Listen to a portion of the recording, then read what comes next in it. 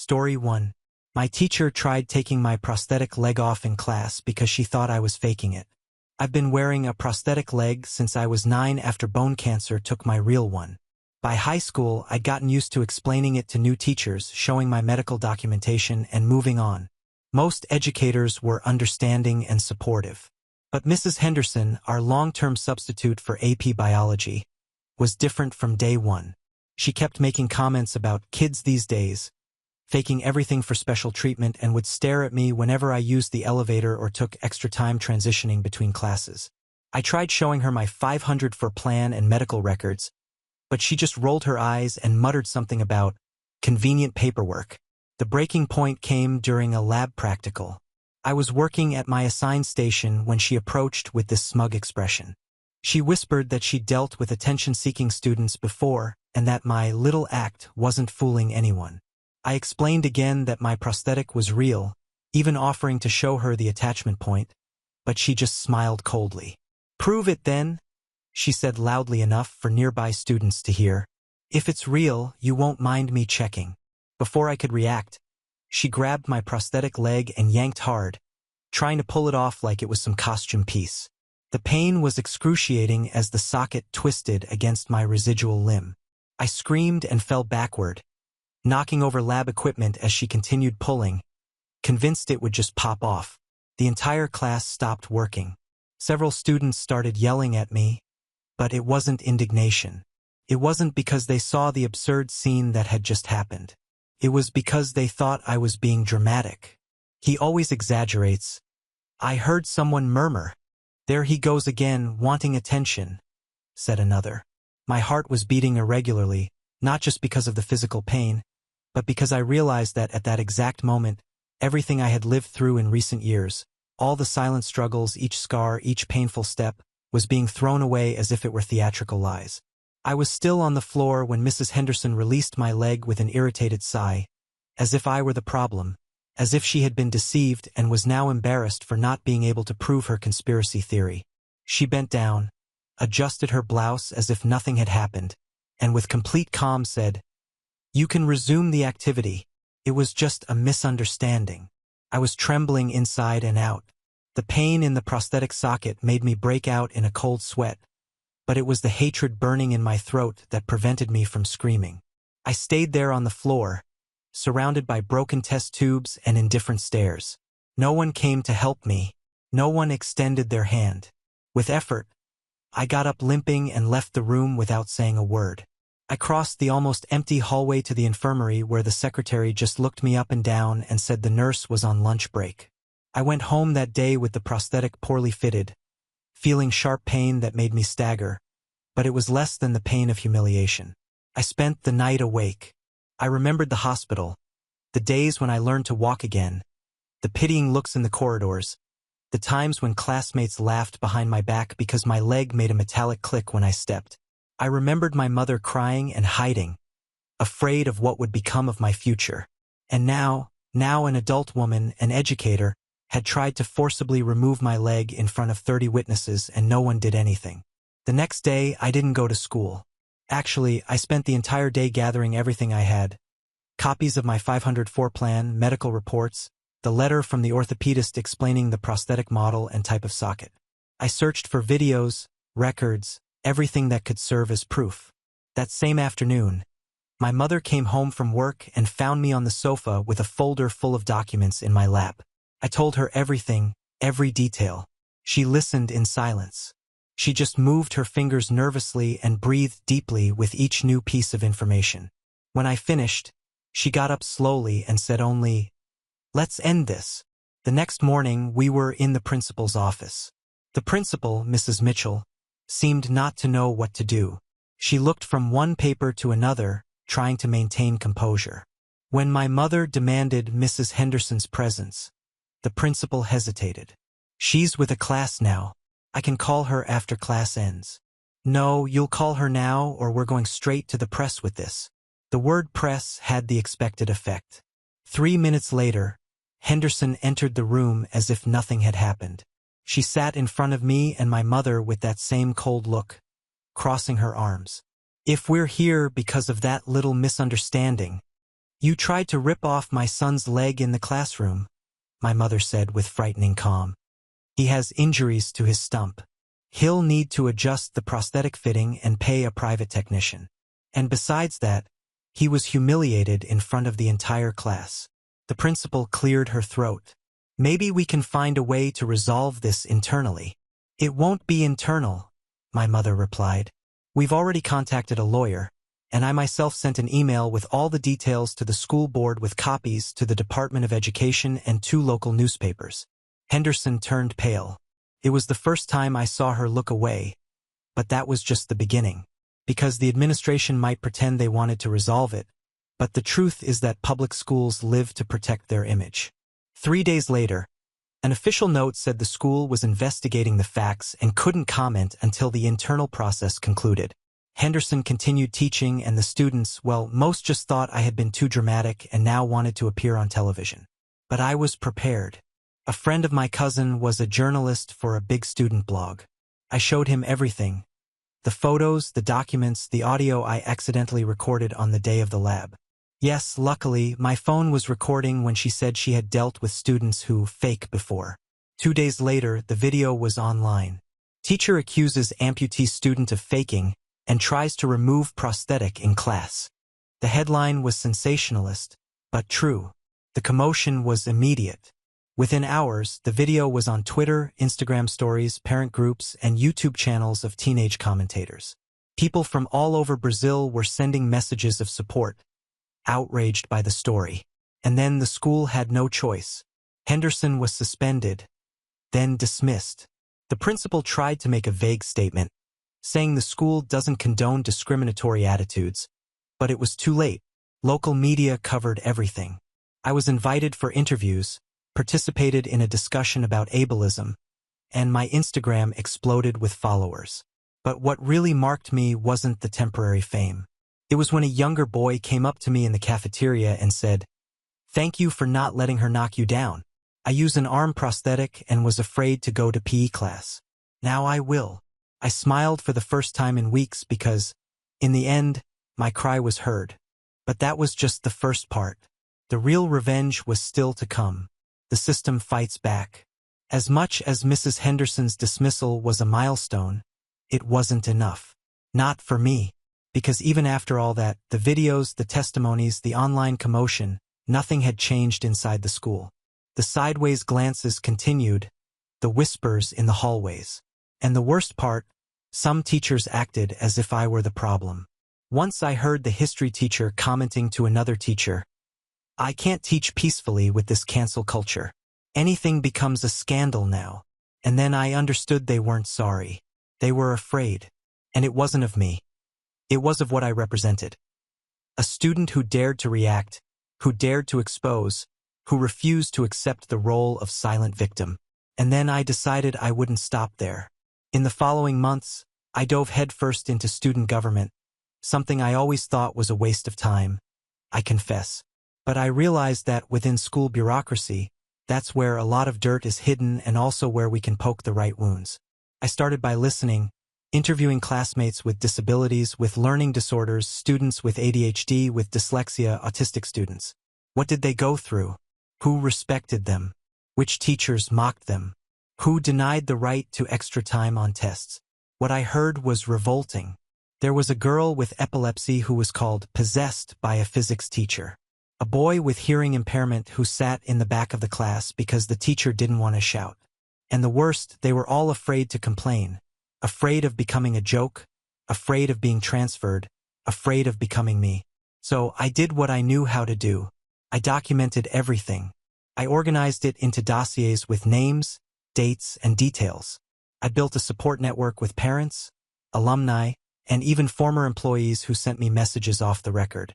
When I thought I had enough information, I filed a formal complaint against the school for systematic negligence against students with disabilities. Not just mine, but collective, a broad, heavy complaint with solid evidence. The administration tried to silence me. I was called to a meeting with 2 coordinators and the school psychologist. They said my obsession with justice was affecting the institutional climate. That's when I laughed. A dry laugh, full of choked fury. You're only bothered because you can't sweep this under the rug anymore. I'm the dust that came back and stuck to the floor. I left the room with my head held high. A few days later, the state prosecutor's office opened an inquiry and then things started to crumble. The school became the target of an audit. One by one, the teachers mentioned in the report were questioned. Some went on medical leave, others requested transfers. The principal, she was removed for omission. And suddenly I was no longer the prosthetic leg boy. I was the name in the newspapers, the activist student, the guy who challenged the system and made the moldy walls of public education tremble. Of course, there were consequences. They tried to exclude me from everything. They cut me from the science fair, tried to prevent my candidacy for class speaker, but I had gone too far to back down. And the support outside school was growing. One Friday afternoon, I received an anonymous message on Instagram.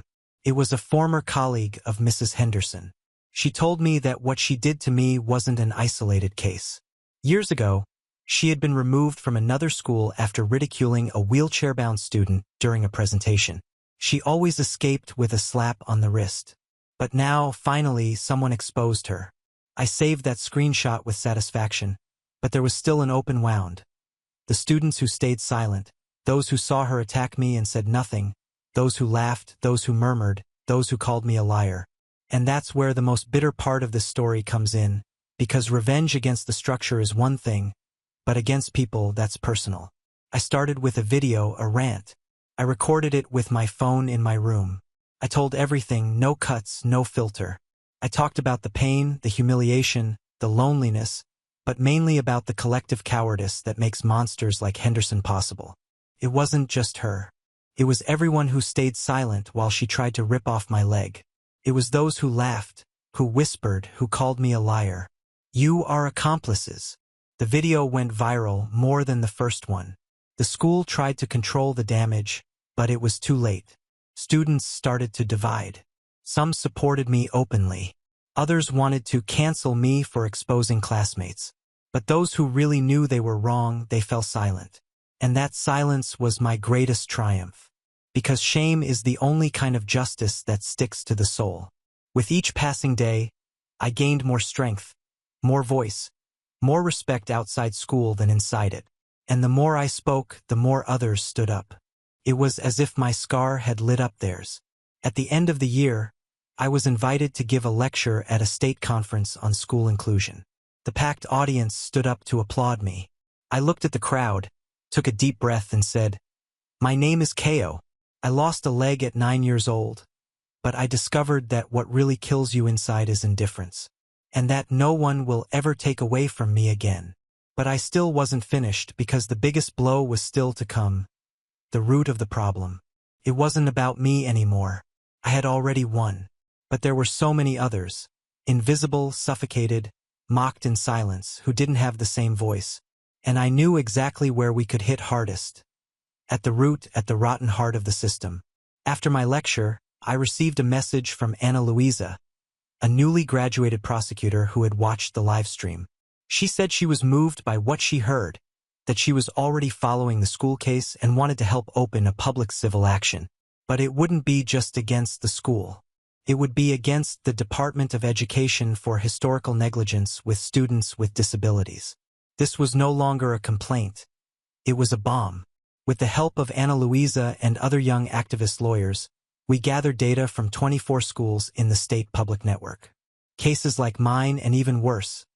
Students who were discreetly transferred after complaints, teachers who requested resignation after suffering retaliation for trying to include special students, schools without basic accessibility. We organized everything in a dossier with more than 400 pages. The action was filed with the public prosecutor's office with support from NGOs and a parliamentary front focused on inclusion. The newspapers covered it. The case was on the national news.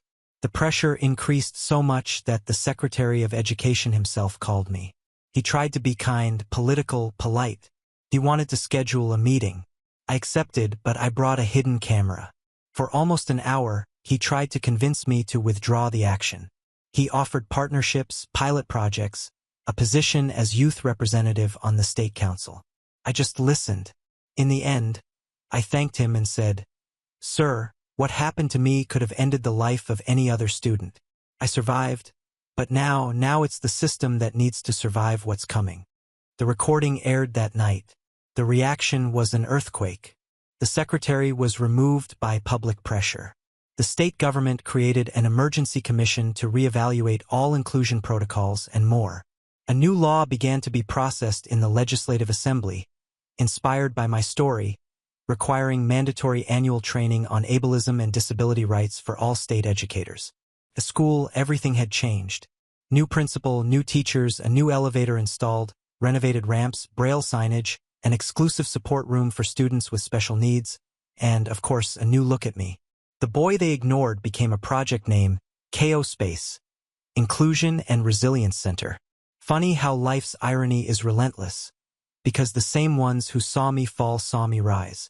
But something was missing, Henderson. I wanted to know what had happened to her. After a while, a former colleague of hers sent me a small news item from a local newspaper. Henderson had moved to another city, tried to teach again, but was rejected.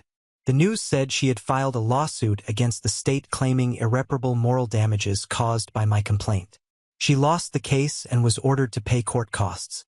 She lives today away from teaching, caring for her sick mother, unable to enter any public or private classroom in her name. There's a note in the Regional Education Council warning about inappropriate behavior with students. I read that news several times with mixed feelings. On one hand, I felt a pang of pity. She had sunk herself, lost everything. But on the other, I remembered the pain in my amputated limb when she tried to remove the prosthetic, the dry sound of my fall, the muffled laughter of classmates, the complicit silence of the room. And then I understood that this wasn't cruelty. It was consequence. I didn't destroy her life. She did it herself. I was just the mirror. And now, years later, I look at the scar where a leg once existed, and I see a symbol not of weakness, but of strength, of resistance, of everything I was forced to endure and everything I refused to become. The story isn't over yet, because there are thousands of KOs out there, boys and girls with invisible marks, fighting to be heard. And if my voice can make room for one more, then I'm not finished yet. Because revenge is just the beginning. Justice is the path beyond personal victory. After all this, you might think my life stabilized, that finally things settled, that the pain became past. But no, the fight continued, just in other formats with other masks. Because when you expose a flawed system, it tries to swallow you again, but disguised as opportunity. In my last year of high school, I received invitations from various institutions. Some universities wanted me to speak at events. Others offered me partial scholarships as a way to show commitment to diversity. But I realized the game. They weren't interested in me as a person, but as a symbol, a marketing piece. Our award-winning activist student. Example of overcoming. Icon of conscious youth. It looked nice on paper, but I knew the truth. It was as if they wanted to stick a label on my forehead and use my story to clean up their image. And the worst part, no one asked me if I was okay. No one wanted to know what I really wanted to study. It was always about the narrative, about the character KO. So I decided to disappear for a while. I refused interviews, deleted social media, declined awards.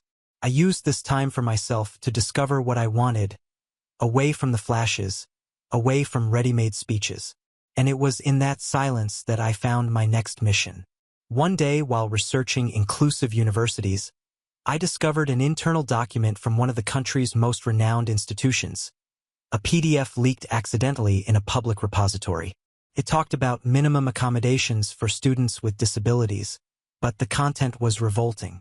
They talked about minimizing visual interference, from wheelchairs at official events, positioning students with disabilities in the back of institutional photos, and avoiding prominence at graduations to not cause visual discomfort. Yes, you read that right. It was as if they were unwanted objects. Immediately, my blood boiled. I printed every page, assembled a new dossier, and reactivated my social media. This time, I was more strategic. I posted a direct video, unedited, reading excerpts from the document. I spoke calmly, but firmly, and at the end, I looked at the camera and said, It's no use building ramps if you still see us as unwanted steps. The internet exploded. Thousands of shares. Influencers, journalists, even politicians commenting. The university rector made a statement within 24 hours, but it was too late. The institution's image was ruined, and the case gained international repercussion. You know what's most ironic? After that, the same university tried to offer me a full scholarship with dormitory rights, a living allowance, and a public letter of apology signed by the entire council. I refused, but I didn't just refuse. I read the letter live on a live stream and tore it up sheet by sheet looking at the camera. Respect can't be bought and dignity is not currency for exchange. I was called radical, ungrateful, arrogant, but I was also called brave. I received invitations to study abroad, people who offered to pay for my college. And then I realized my voice bothered because it was free, because I owed nothing to anyone, because my pain was real and truths hurt. But nothing hurt as much as returning to school that last week before graduation. They had prepared a tribute, a video projected on the big screen with my photos. Sad soundtrack, testimonials from classmates who pretended to care. Most didn't even look me in the face months before. But now, in front of everyone, they wanted to seem empathetic. The entire school clapping as if they had been part of my journey. I stayed silent, just observing, until they called me to the stage. The principal, the new one, handed me a symbolic trophy and said, "Congratulations, Ko. You are the pride of this school." I took the microphone, took a deep breath, and spoke. "Thank you. But no, I'm not the pride of this school. I'm living proof that it failed and needed to be exposed to start changing. I didn't graduate here. I survived here." The silence was absolute. No one knew where to hide their face. Some parents applauded. Others lowered their eyes. The principal smiled wryly, trying to disguise. I got off the stage and left before the cocktail without taking photos with anyone. It wasn't about glory. It was about truth. And my truth had bothered everyone who pretended to care when it was already too late, because I was no longer just the boy with the mechanical leg. I was the scar they tried to hide. And now it was clearly visible.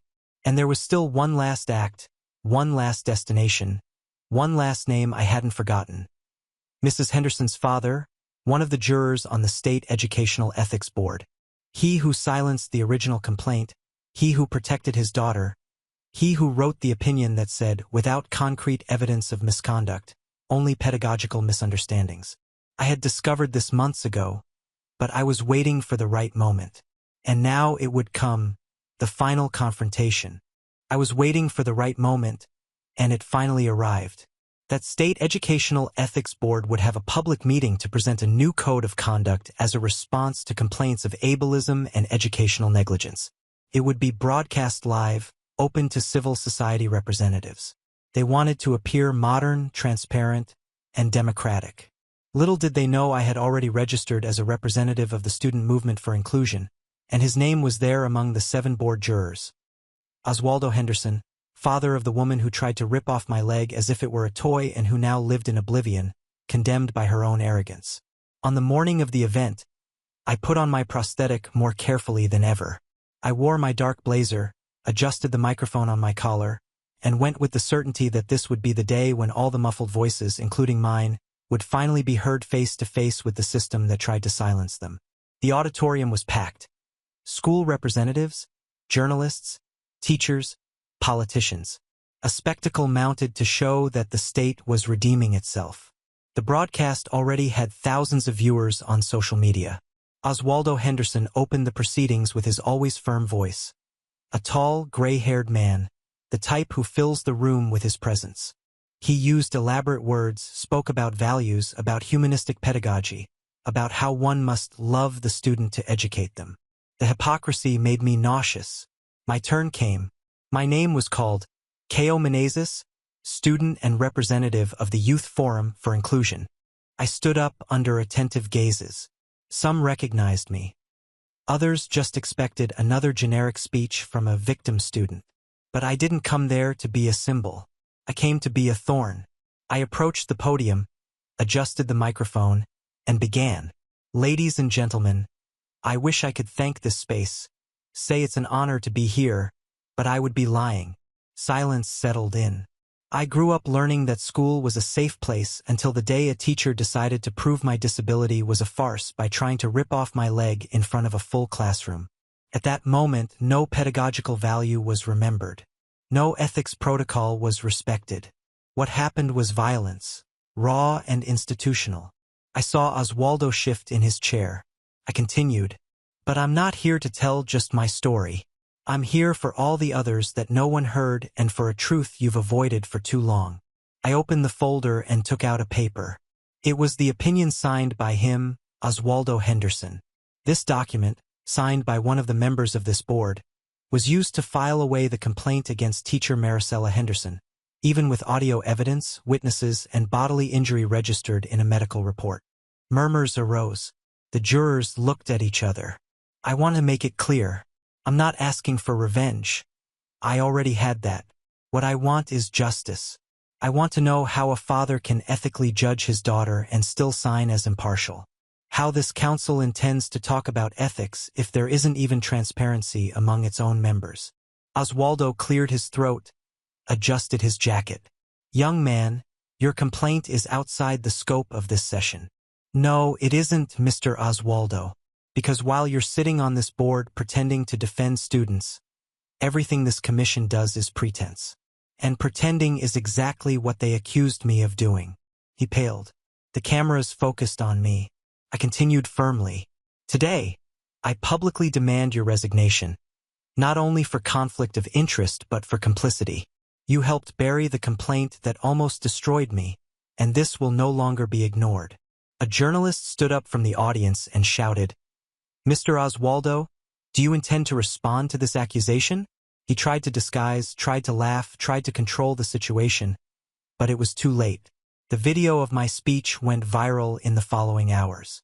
Headlines popped up: "Son of denounced ex-teacher demands father's resignation in state plenary." "Amputee student confronts educational ethics system live." "Scandal exposes nepotism and cover-up in education council." 2 days later, Oswaldo requested leave for personal reasons. A week later, the council was temporarily dissolved for restructuring. A month later, I was invited to join the new commission as an honorary member. I refused. I don't want to be part of a system that only changes when exposed. I want to create a system that doesn't need to be shamed to function. And so it was. I could end here, right? But no, because true revenge isn't destroying the other. It's moving forward without letting them define you. It's when the pain they caused you becomes just a starting point, not your ending. It's when the scar stops hurting and starts teaching. And that's what would come next. A new beginning, a new path. But first, one last chapter, building something new. After that last confrontation, I thought my mission was over, that I could finally live my life without constantly carrying the weight of struggle on my back. But the truth is that when you become a symbol of resistance, other people's wounds start looking for you. And when I realized it, I was no longer walking alone. Within a few months, I was being sought out by parents, teachers, and even principals, people wanting to understand how to build truly inclusive schools. Not the ones that paint a wall with colorful paint and think that's enough, but those that face the structural prejudice that contaminates education from the cradle. And there, something bigger than me was born. I created, together with other activists, an institute. We called it Root Foundation, because the problem was never the tree. It was always what's buried. And we decided to replant everything from scratch. The foundation started small. Lectures, workshops, booklets for schools, training on ableism, inclusion, and emotional accessibility. Because being accessible isn't just having a ramp. It's also having empathy. And when I saw it, we were in 10 states, then in 20 with donations, grants, and international partnerships. And the most incredible thing, without accepting a single cent from institutions that wanted to wash their image at our expense. Meanwhile, my personal life was also flourishing. For the first time, I began to allow myself to exist outside of pain. I went to college in another city, in another state, in a place where no one knew my name by sight, where no one looked at me as the prosthetic boy or the symbol of overcoming, where I could just be Ko, the guy who loves bitter coffee, science fiction books, and classical music when he's sad. It was there I met Sophia. She was an architecture student and knew nothing about my story. One day, we sat next to each other in a boring seminar and exchanged glances when the speaker made a horrible joke about walking the line. She laughed quietly and said, "That was terrible." I laughed back. "Luckily, my leg is metal. It walks the line by itself." She widened her eyes and laughed for real, without pity, without disguise. It was the first time I joked about my own prosthetic without feeling shame. In the following months, we became inseparable. Sophia never asked me about the past. She waited for me to want to tell. And when I told, she just listened without speeches, without forced admiration, just with a respectful silence that said everything. "You are not your pain." And it was there I understood that my story wasn't a prison. It was just a road, one that led me to people who really saw who I was. Years later, we returned to my old school, now renovated, different, full of new projects. I was invited to give my name to the library, K.O. Menezes Library. I stood in front of the plaque for a few minutes. It was strange, reading my name in bronze where they once prevented me from walking in peace. I saw old teachers, the few who stayed, looking at me with wet eyes. One of them came up to me and said, "Sorry for not doing anything in that class." I still remember the scream. It haunts me to this day. I looked at him, not with anger, but with truth. Omission also screams, "Teacher, but at least you listened." He nodded and cried, not like a man who is ashamed, but like someone who finally understands. On the way out, a 7-year-old girl with a brand new, colorful prosthetic ran up to me. "Are you the man with the magic leg?" Smiling, I crouched down and replied, "It's not magic, it's courage." She hugged me, and in that hug, I felt everything. The pain, the anger, the revolt, the fear, the revenge. Everything that guided me for years dissolving there in the little arms of someone who could now walk without fear in the hallways where they once tried to stop me. Because in the end, I didn't want justice just for me. I wanted to create a world where no one else would need to fight for it from such an early age. And now that world was beginning to exist, not because of my pain but despite it. And that no one will ever take away again. Now on to the next story. Story 2. My bride-to-be and her family openly ridiculed my deceased mother at the rehearsal supper. So, I canceled the wedding in front of everyone without a second thought. I'm 37 and, until not long ago, I was engaged to Emma, a woman I genuinely believed I would spend my remaining days with. We crossed paths roughly 6 years ago through mutual acquaintances at a barbecue gathering. She possessed this wonderful grin, was sharp with her humor, and we simply connected. I didn't hesitate when I proposed a year ago. The timing felt right. The individual felt right. Back then, I wasn't merely marrying Emma. I was also, in some way, joining her family. Her parents, Jack and Donna, are the kind of individuals who crave the spotlight. They're boisterous, opinionated, and invariably seem to have something to say about everything.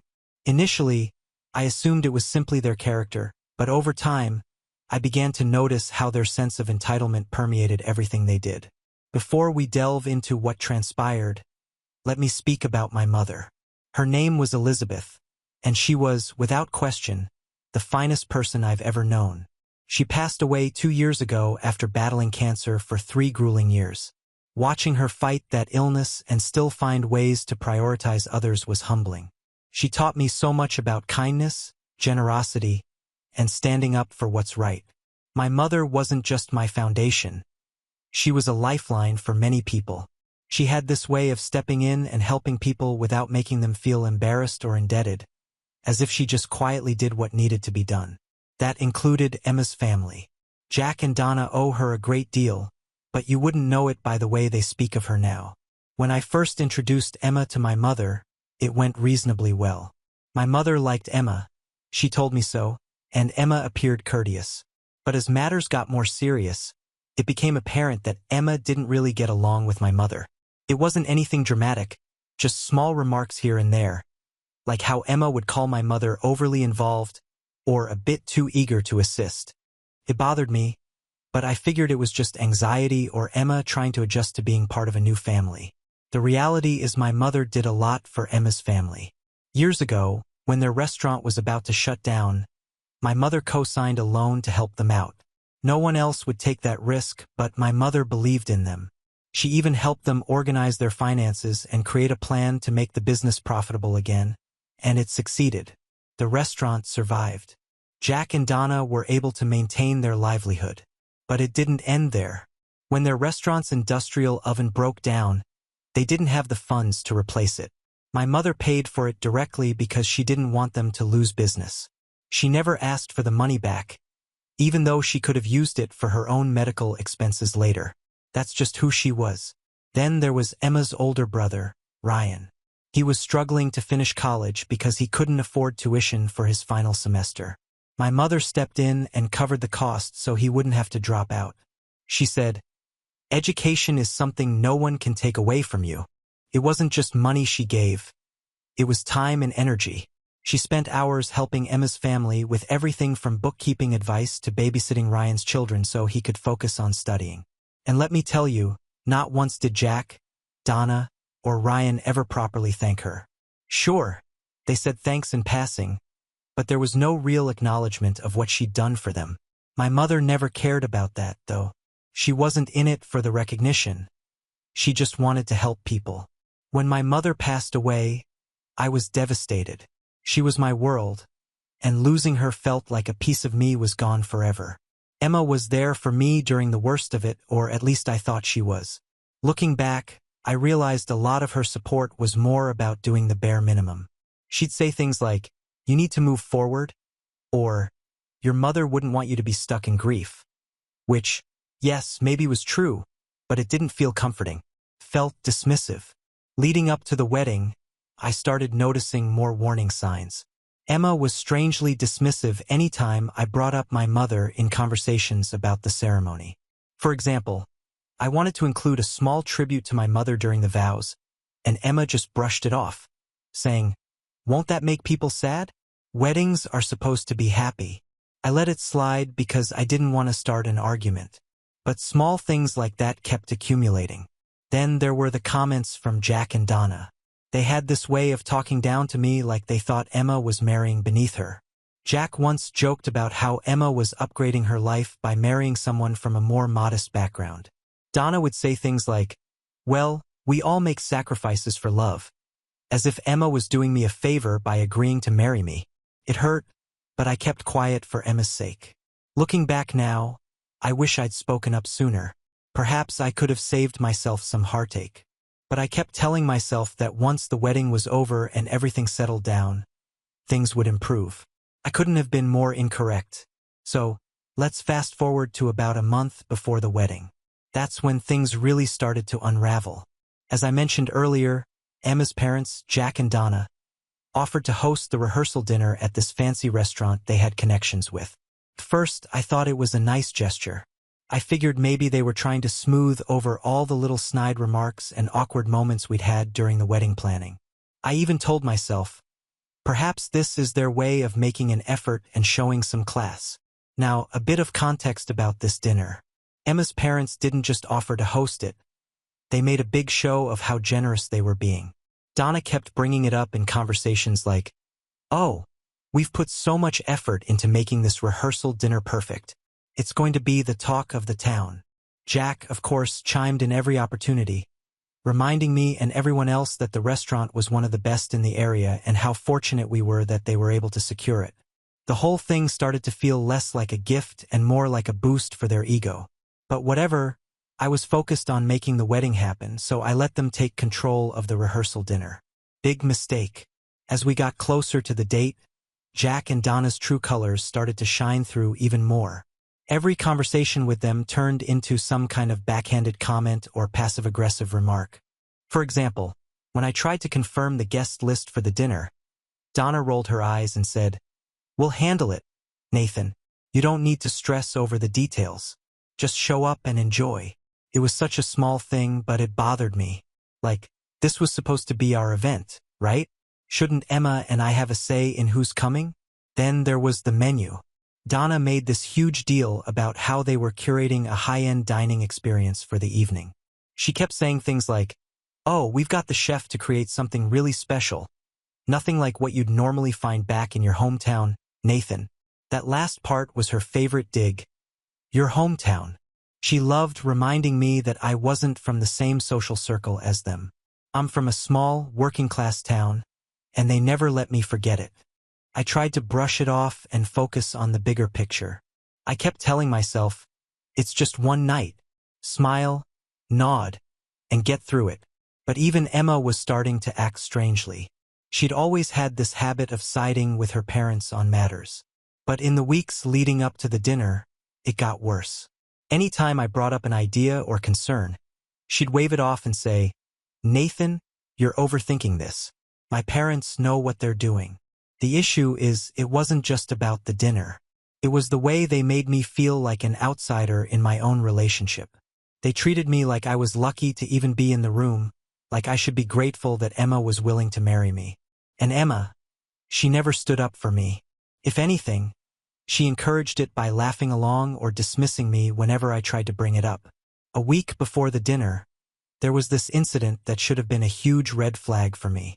Emma and I were at her parents' house finalizing some details for the wedding. Donna was in full control mode, flipping through seating arrangements and floral arrangements like she was planning a royal event. At one point, I made a suggestion about changing the centerpieces to something simpler, something my mother would have loved. Donna didn't even look up from her binder. She just said, "Oh, Elizabeth had interesting taste, didn't she? But this is Emma's day. Let's keep things modern, shall we?" I froze. It was such a subtle jab, but it hit me hard. Emma didn't say a word. She just kept scrolling on her phone like nothing had happened. I wanted to confront Donna right then and there, but I didn't want to start a fight. So I swallowed my pride and stayed quiet. Looking back, I hate that I didn't say something. It's like every little insult and slight was adding up, but I kept ignoring it because I didn't want to rock the boat. I thought I was keeping the peace. The day of the rehearsal dinner finally arrived, and I could already feel the tension in the air. Emma and I drove to the restaurant together, and I tried to make conversation to lighten the mood. She was quiet, though, scrolling through her phone and barely responding. When I asked if she was excited, she just shrugged and said, "It's just a dinner, Nathan. Don't stress. Just a dinner, right?" When we arrived at the restaurant, Jack and Donna were already there, acting like they owned the place. Jack was standing by the entrance, shaking hands with guests as they arrived, while Donna was busy giving instructions to the staff. The whole thing felt more like a corporate event than a family gathering. The restaurant itself was over the top. Fancy white tablecloths, chandeliers, the whole works. It was the kind of place that screams, "Look how important we are." And honestly, it just made me feel more out of place. As the guests started arriving, I began noticing something odd. Most of the people there were from Emma's side of the family. There were maybe 3 or 4 people from my side. My father, my sister, and a couple of close friends and relatives. Everyone else was either a relative of Emma's or one of her parents' business associates. It was like they'd turned the rehearsal dinner into a networking event. I pulled Emma aside and asked her what was going on. "Why aren't more of my family here?" I said. She gave me this exasperated look and said, "Nathan, your family is small. My parents had to fill the room somehow. It's not a big deal." Not a big deal. That was her answer for everything. I bit my tongue and went back to mingling, but I couldn't shake the feeling that this dinner wasn't about us. It was about Jack and Donna showing off. They'd hijacked what was supposed to be a celebration of our relationship and turned it into their own personal spectacle. After everyone had eaten, the real show began. The speeches. Jack was the first one up, of course. He grabbed the microphone like he was giving a keynote address at a conference, not talking about his daughter's wedding. He cleared his throat and began with, "Welcome, everyone. Tonight is about celebrating the union of 2 families. Our Emma and, of course, Nathan." He said my name like it left a bad taste in his mouth. I was sitting there trying to stay calm, but every word out of his mouth was a thinly veiled insult. He started talking about how proud he was of Emma and how she's always been the star of the family. She's always known what she wanted in life and gone after it. And now she's marrying someone who will keep her grounded. He smirked when he said that, and I swear a couple of people chuckled. I just stared at him, wondering if I'd heard him correctly. Then he launched into the story about how Emma was always a high achiever, even as a child, and how it was a good thing she had their guidance to stay on the right track. At one point, he said, "You know, we've always taught Emma to aim high, and while Nathan might not be what we envisioned at first," he trailed off, letting the sentence hang like it was supposed to be humorous. I could feel my father and sister glaring at him from across the table. Next up was Donna. She walked to the microphone like she was about to accept an award. Her speech started off okay. She talked about how much she loved Emma and how excited she was for the wedding. But then she started making these little digs about me. She talked about how Emma was the perfect daughter who deserved the best in life and said things like, "It's a good thing she's patient, because she's taught Nathan so much already." I almost choked on my water. What had Emma taught me? How to bite my tongue while her parents insulted me every chance they got. Then Donna turned to me and said, "So, we're so happy to welcome you into the family, Nathan. It'll be nice to finally have someone who doesn't mind getting their hands dirty, right?" She laughed, and a few of her relatives joined in. I glanced at Emma, hoping she'd step in or at least look uncomfortable, but she was smiling along with them. And just when I thought it couldn't get worse, Jack got back up to the microphone. He tapped his glass and said, "One last thing before we wrap this up. I just want to acknowledge someone who's no longer with us, but played a big role in shaping who Nathan is. His mother, Elizabeth." For a split second, I thought he might actually say something kind. But no. Instead, he said, "Elizabeth was one of a kind. She had a habit of inserting herself into situations, didn't she? Always had an opinion about how things should be done." He laughed, and Donna chimed in, "Oh, she definitely had strong opinions. Remember how she always insisted on helping us even when we didn't ask?" I couldn't believe what I was hearing. They were talking about my mother like she was some nosy neighbor. Jack wasn't done. "But in all seriousness," he said, "Elizabeth was a generous woman. She helped us out a lot. Sometimes too much, if I'm being honest." He winked like it was some kind of inside joke. The room got quiet, but Jack just kept going. "We'll be sure to keep her spirit alive at the wedding. Let's hope Nathan doesn't inherit her enthusiasm for taking charge, though. We wouldn't want him meddling too much, right?" That was it. I felt my face get hot and my fists clenched under the table. I glanced at Emma, waiting for her to say something, anything, to shut them down, but she just laughed and said, "Oh, Dad, stop." Like it was all harmless fun. Harmless fun. They were mocking my mother's memory in front of a room full of people, and Emma thought it was funny. Couldn't believe it. The worst part was that Jack and Donna acted like they were being charming. They had this smug look on their faces, like they thought everyone was laughing with them. But when I looked around the room, I could see that wasn't the case. When Jack finally sat down, the tension in the room was so thick you could cut it with a knife. The clinking of forks and glasses started again as people awkwardly tried to move on from the train wreck of a speech. Emma leaned over and whispered, "Are you okay?" Her tone was casual, like she was asking if I wanted more water, not if I was seething with rage. I didn't even look at her. I just nodded. My jaw was clenched so tightly I thought my teeth might crack. But then Donna walked over to our table. "Nathan," she said sweetly, "I hope you weren't offended. Jack and I just wanted to add a little humor to the evening. It's all in good fun." That's when something snapped in me. I couldn't stay quiet any longer. I stood up, my chair scraping loudly against the floor. "Are you serious right now?"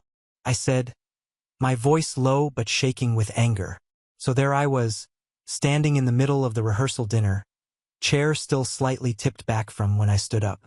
The whole room had gone dead silent, like someone had muted the TV. All eyes were on me, but I didn't care. My heart was pounding and my face was hot, but I knew I couldn't just let this slide. Jack and Donna's mocking of my mother was already too much. But that fake apology from Donna?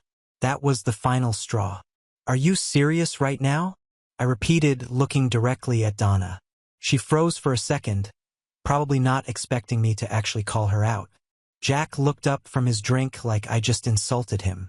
Emma, sitting next to me, whispered, "Nathan, stop," but I ignored her. Let me get this straight, I said, my voice louder now. You spent the entire night taking cheap shots at my mother, the woman who helped your family when no one else would, and now you're acting like it was just a joke? You think that's okay? Jack leaned back in his chair, folding his arms. Relax, Nathan, he said, smirking like he thought this was no big deal. You're overreacting. It was all in good fun. Good fun, I shot back. You called her meddling. You said she was too much. You mocked her generosity like it was some kind of flaw. How was that good fun? The tension in the room was unbearable. I could see a few of Emma's cousins looking down at their plates, clearly uncomfortable. My father, on the other hand, was staring at Jack like he wanted to punch him. My sister had her arms crossed, glaring at Donna like she was waiting for her turn to jump in. Donna tried to laugh it off. Oh, Nathan, don't be so sensitive. We were just sharing a few stories. Everyone knows how Elizabeth liked to take charge. I couldn't believe what I was hearing. Take charge, I said, my voice rising. She helped you. She saved your business when you were about to lose it. She paid for your oven repairs, your patio remodel, and your son's college tuition. And this is how you repay her? By turning her into some kind of joke at a rehearsal dinner. Jack sat up straighter, clearly annoyed now. All right, that's enough, he said, trying to sound authoritative. We didn't mean any harm, but if you're going to throw a tantrum about it, maybe you're not ready for marriage. That comment showed just how little respect he had for me, or for my mother, for that matter. Emma finally spoke up, tugging on my sleeve. Nathan, can we just go outside and talk, please? I pulled my arm away. No, Emma, we can't. Not until your parents understand how disrespectful they've been. Donna sighed dramatically, like she was the victim in all this. Nathan, this is supposed to be a happy occasion. You're ruining the evening for everyone. I'm ruining the evening? I said, my voice shaking with anger. No, Donna, you ruined it the second you decided to trash my mother in front of everyone. And Emma, you just sat there and let it happen. Emma's face turned red. I didn't know they were going to say all that, she said defensively. But you laughed. I shot back. You laughed at every single insult. You didn't even try to stop them. At this point, the whispers in the room started picking up. People were leaning over to each other, murmuring about the scene unfolding in front of them. I could feel the weight of their stares, but I didn't care. This wasn't about them. This was about standing up for my mother. Jack stood up, clearly fed up. All right, Nathan. If you're so offended, maybe you should leave, he said, pointing toward the door. For a moment, I considered it. I thought about just walking out, leaving them to their perfect little dinner. But then I looked around the room at my father, my sister, and my few friends who had come to support me. They were all watching, waiting to see what I'd do. And I realized I wasn't going to let Jack and Donna get away with it. Not this time. No, I said firmly. I'm not leaving. Not until you understand what you've done. Jack opened his mouth to respond, but I cut him off. You act like my mother was some overbearing busybody. But without her, you wouldn't even have this restaurant connection. She didn't do any of that because she wanted recognition or praise. She did it because she cared. And now you're sitting here trashing her memory like it's some kind of punchline. That's not just disrespectful. It's disgusting. The room went completely silent again. Even Jack looked taken aback, like he didn't know how to respond. Donna opened her mouth, but no words came out. Emma just sat there staring at the table, her face a mix of embarrassment and anger. Finally, Jack muttered, "We didn't mean it like that." "It doesn't matter how you meant it," I said. "What matters is how it came across. You don't get to rewrite who my mother was just because it suits your narrative. She deserved better than that. And honestly, so do I." With that, I stepped back from the table and grabbed my jacket. "You want me to leave? Fine. But don't expect me to come back." My father stood up immediately, ready to follow me out. My sister grabbed her purse and shot one last glare at Donna before joining us. A couple of my friends stood up too, looking unsure but supportive. Emma called after me, "Nathan, wait!" But I didn't stop. I walked out of that restaurant, my head held high, even though my heart was pounding in my chest. Outside, my father put a hand on my shoulder. "You did the right thing," he said. "Your mother would be proud." I nodded, but I didn't feel proud. I felt angry and betrayed. And I realized something. If she couldn't stand up for me or for my mother, then maybe she wasn't the person I thought she was. Part of me thought I'd done the right thing by walking out, but the other part of me couldn't shake the feeling that it wasn't enough. If I left things as they were, Emma and her family would just spin the story to make me the bad guy. They'd frame it as me being too sensitive or overreacting. No, I couldn't let that happen. This wasn't just about me. It was about my mother, her memory, and what I stood for. I took a deep breath and turned to my father. "I need to go back in there," I said. "What?" my sister blurted out. "Why? You don't owe them anything." "I know," I said, looking at her. "But I'm not leaving this unfinished. I need to make it clear to Emma, to her parents, to everyone, that I'm done for good." My father hesitated, then nodded. "If that's what you need to do, we'll back you up."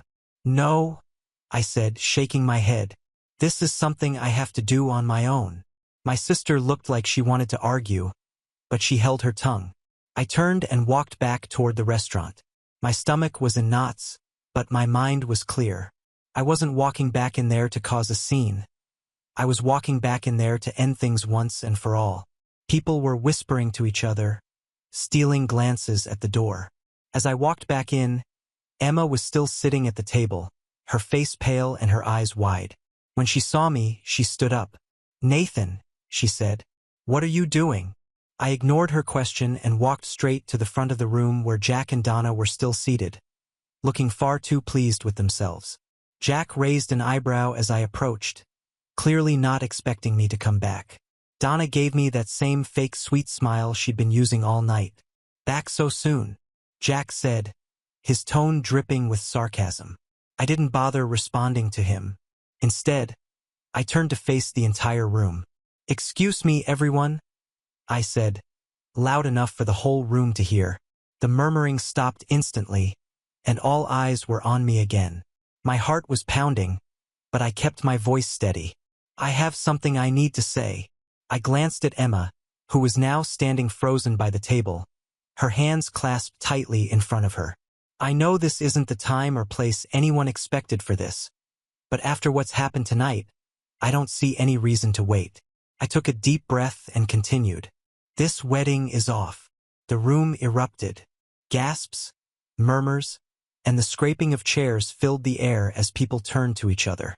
Emma's jaw dropped and her hands flew to her mouth. "Nathan, no," she whispered, but I held up a hand to stop her. The room was now dead silent. Even the waitstaff had stopped moving, standing frozen in the corners of the room. I turned back to the rest of the guests. "This isn't just about tonight," I said. "This is about the kind of family I'd be marrying into. A family that doesn't respect me, doesn't respect my mother, and doesn't respect the values I was raised with. I can't, and I won't, spend the rest of my life being treated like this." Jack finally found his voice. "You're making a big mistake, kid," he said, his tone dripping with condescension. "You're throwing away a good thing over nothing." I laughed bitterly. "Nothing? You think disrespecting my mother is nothing? You think treating me like I'm less than is nothing? No, Jack. The mistake would be going through with this wedding and tying myself to a family that doesn't deserve me."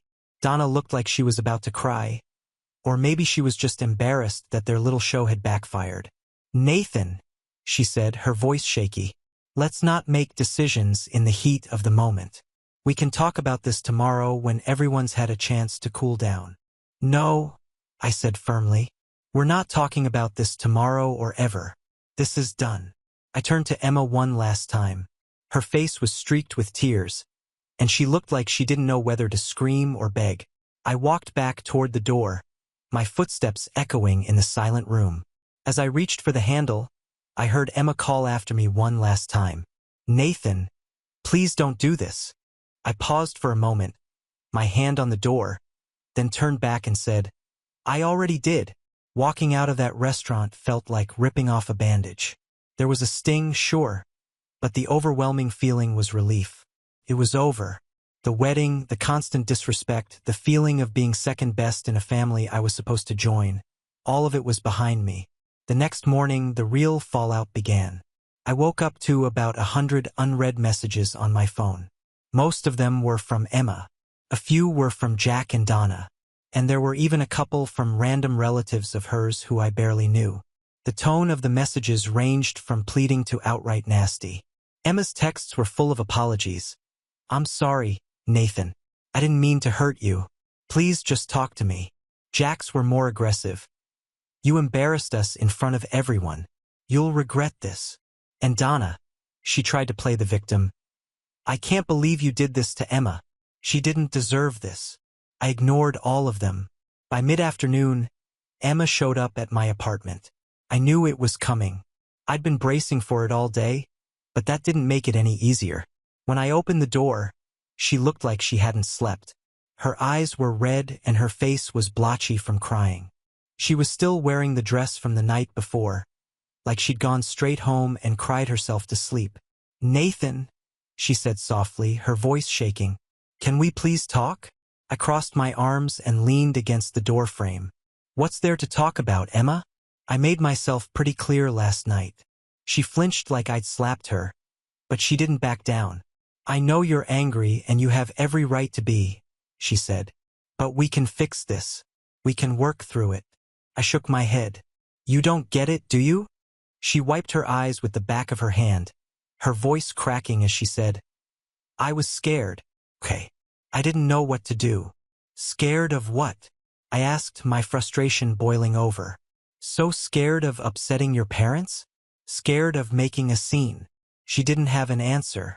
She just stood there crying while I stared at her, waiting for something, anything, that would make me believe she actually understood what she'd done. But nothing came. Her eyes widened and she took a step closer. "Please, Nathan," she whispered. "Don't do this. We can make it work. I'll talk to my parents. I'll make them apologize. Just don't end it like this." I shook my head again. "It's not just about your parents, Emma. It's about you. Last night showed me exactly who you are, and I can't unsee it. I deserve better than this." She stared at me for a moment, her face crumpling as the reality sank in. One Saturday afternoon, I was cleaning out my mother's old keepsake box.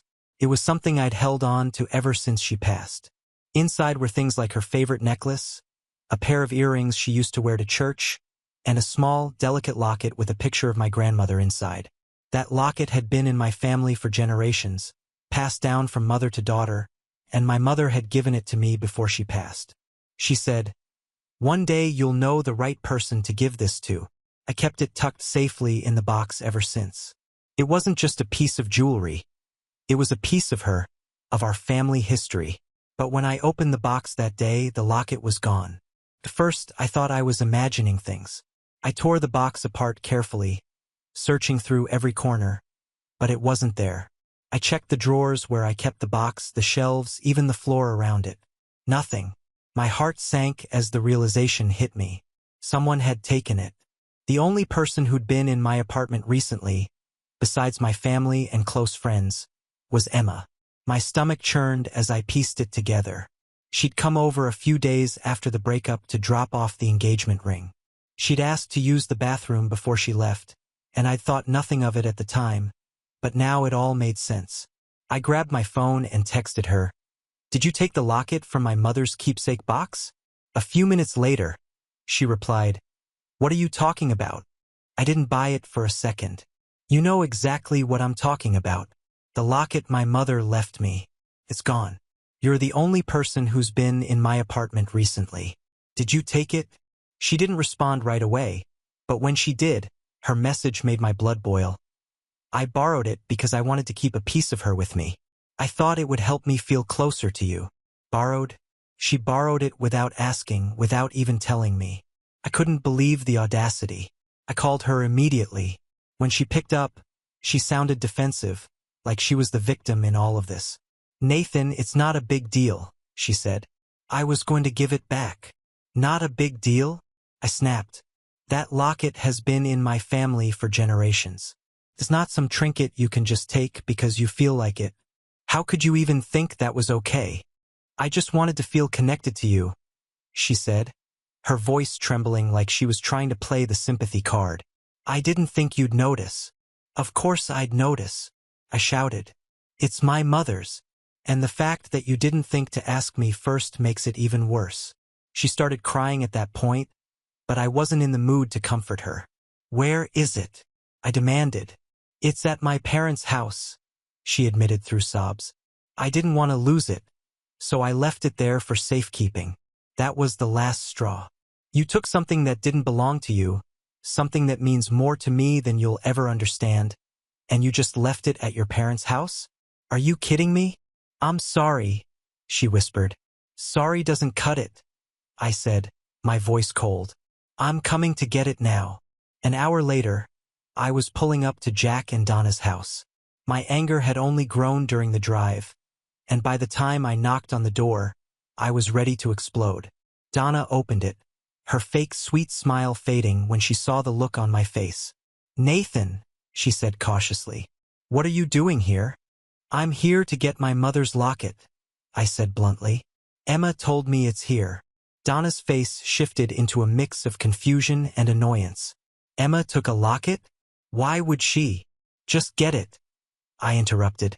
She narrowed her eyes but stepped aside to let me in.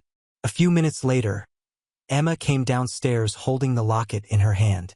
Her eyes were red and her face was blotchy, but I didn't care.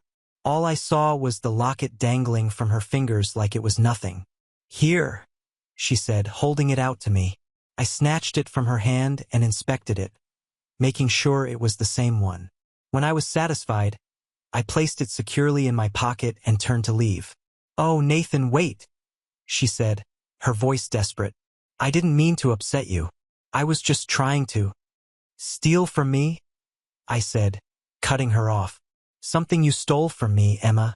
From my mother. As if what you had already done wasn't enough. Her face contorted and she started crying again. But I didn't stop. I walked out the door, slamming it behind me. In the days that followed, I blocked her number, deleted her messages, and severed every possible way for her to contact me. I was done with her, her family, and all the drama they brought into my life. Calling off the wedding had been challenging, but this was the final nail in the coffin. And as exhausting as it was, it also felt like closure. I had stood up for myself, for my mother, and for the principles she had instilled in me. I knew I had made the right choice, and for the first time in a long while, I felt at peace. Now on to the next story. Story 3. My name's Elias Mercer. I'm 29 and, until a few months ago, I still thought family has your back was an unshakable truth. I should have known better. My parents raised my sister, Delilah, like she was the crown jewel of our bloodline. Graceful, deserving, too delicate to face consequences. Meanwhile, I was the one told to be understanding every time she took something that wasn't hers or made a mess I had to clean up. Delilah was 3 years younger than me, but growing up, she learned quickly that one well-timed pout could erase any wrongdoing. If I so much as looked at her the wrong way, I was bullying her. If she borrowed my things without asking, I was selfish for wanting them back. It was exhausting, but I thought by moving into my own apartment and keeping my distance, I'd finally have some peace. That peace shattered one overcast Tuesday in April. Delilah had been calling me non-stop the past week, and I'd been dodging her calls because I already knew what she wanted. She'd posted on social media about test driving a brand new luxury SUV, despite the fact she could barely afford the one-bedroom she rented. It didn't take a genius to put the pieces together. She wanted a co-signer. Sure enough, she eventually cornered me at our parents' place during Sunday dinner, phone in hand, screen glowing with financing terms. Eli, it's basically free money, she said, her voice honey-sweet, like she was doing me the favor. I just need you to sign and I'll take care of the rest. I didn't even bother with a lecture. No, I said, plain and steady, and went back to sipping my coffee. The shift in her face was immediate, like a mask cracking. Her smile twitched, then hardened into something sharper. Wow, I guess family loyalty means nothing to you, she muttered. Mom jumped in with her usual chorus. Eli, it's just paperwork. She's your sister. Don't make this harder than it needs to be. Dad stayed silent, which in my family was the same as agreeing with them. I held my ground, though, and left not long after. But the next day, I found out exactly how Delilah handles disappointment. I was walking out of my building's lobby, keys in hand, when I saw her standing by the curb, phone pressed to her ear. I almost didn't recognize my own car. It was parked a little crooked with a fresh, fist-sized dent in the rear bumper. Before I could even speak, she ended her call and turned toward me with that smile, the one she used when she knew she'd won something. "Oops," she said lightly, twirling her keys. "I accidentally backed into your car. My bad." I stared at her. "You what?" "It's not a big deal," she continued, shrugging. "Insurance will cover it. Maybe you shouldn't have parked so close to the driveway." She wasn't even trying to sound apologetic. She was enjoying herself. I glanced at the mark. It was fresh, paint chipped, metal slightly bent. "You did this on purpose," I said quietly. Her smirk told me everything I needed to know. That's when Mom pulled up, stepping out with a grocery bag in her arms. She glanced at the bumper and waved her hand like she was swatting a fly. "It's just a dent, Elias. Cars get scratched. Don't make a federal case out of it." She said it like she was already tired of the conversation, as though I was being unreasonable for caring about my own property. I didn't argue. I didn't raise my voice. I didn't even tell them what I was really thinking. Instead, I stood there watching Delilah saunter back to her car, her own beat-up sedan with a cracked taillight, and pull away. The satisfaction on her face burned into my mind. That evening, after the apartment was quiet and the city outside my window had settled into its usual hum, I pulled out a folder from my desk drawer. Inside was a document I'd been keeping for years, one I never thought I'd need, but kept just in case. I read it over twice, the words lining up in my head with the conversation I'd overheard at Sunday dinner, and a plan began to take shape. Then I made one phone call, a short one, under 2 minutes, but enough to set things in motion. I didn't sleep much that night. I kept picturing Delilah's smug expression and the way Mom had brushed it all aside. They thought I'd swallow it like I always had, but they didn't know I wasn't the same Elias anymore. I'd learned to be patient. I'd learned to keep my moves quiet until the right moment. And at 7:03 a.m. the next morning, Delilah learned that, too. "I'll tell you exactly what happened. But first, you need to understand this wasn't just about a dent in my car." Delilah's little oops might have been the spark, but the gasoline had been collecting for years. The dent was just a symbol, something tangible I could point to. But the real damage was in all the little ways she'd been given a free pass while I was told to be the bigger person. I started thinking back to every time she'd walked away and scathed from something that would have had me grounded for weeks. Like the time she borrowed Mom's credit card in high school to buy a $400 designer bag and blamed me when the bill came. Mom believed her without hesitation, and I spent that weekend repainting the kitchen as punishment. Or the summer after she graduated college, when she moved into my apartment temporarily while looking for a job, and somehow my rent went up because she never paid her share of utilities. Every time I tried to hold her accountable, it became an attack on her character and proof that I was too hard on her. So, after the dent incident, I didn't confront her right away. I knew better. When I'd fight back openly, they'd all close ranks to protect her. This time, I stayed quiet and observed, and it didn't take long for her to give me more ammunition. A few days later, I stopped by my parents' house to drop off some tax papers for Dad. I hadn't even taken my shoes off when I heard voices in the kitchen.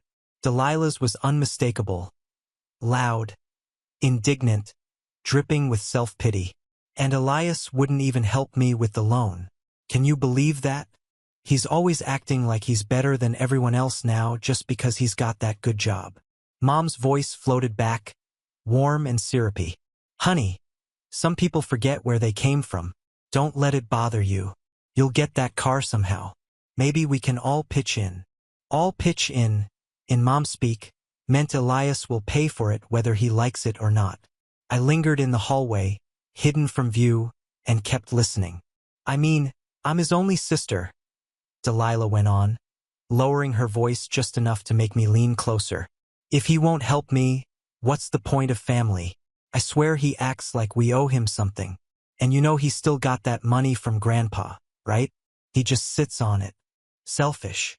That one hit me like ice water. She wasn't supposed to know about that. Grandpa had left me a modest inheritance. Not life-changing money, but enough to help me get my apartment and start a little investment account.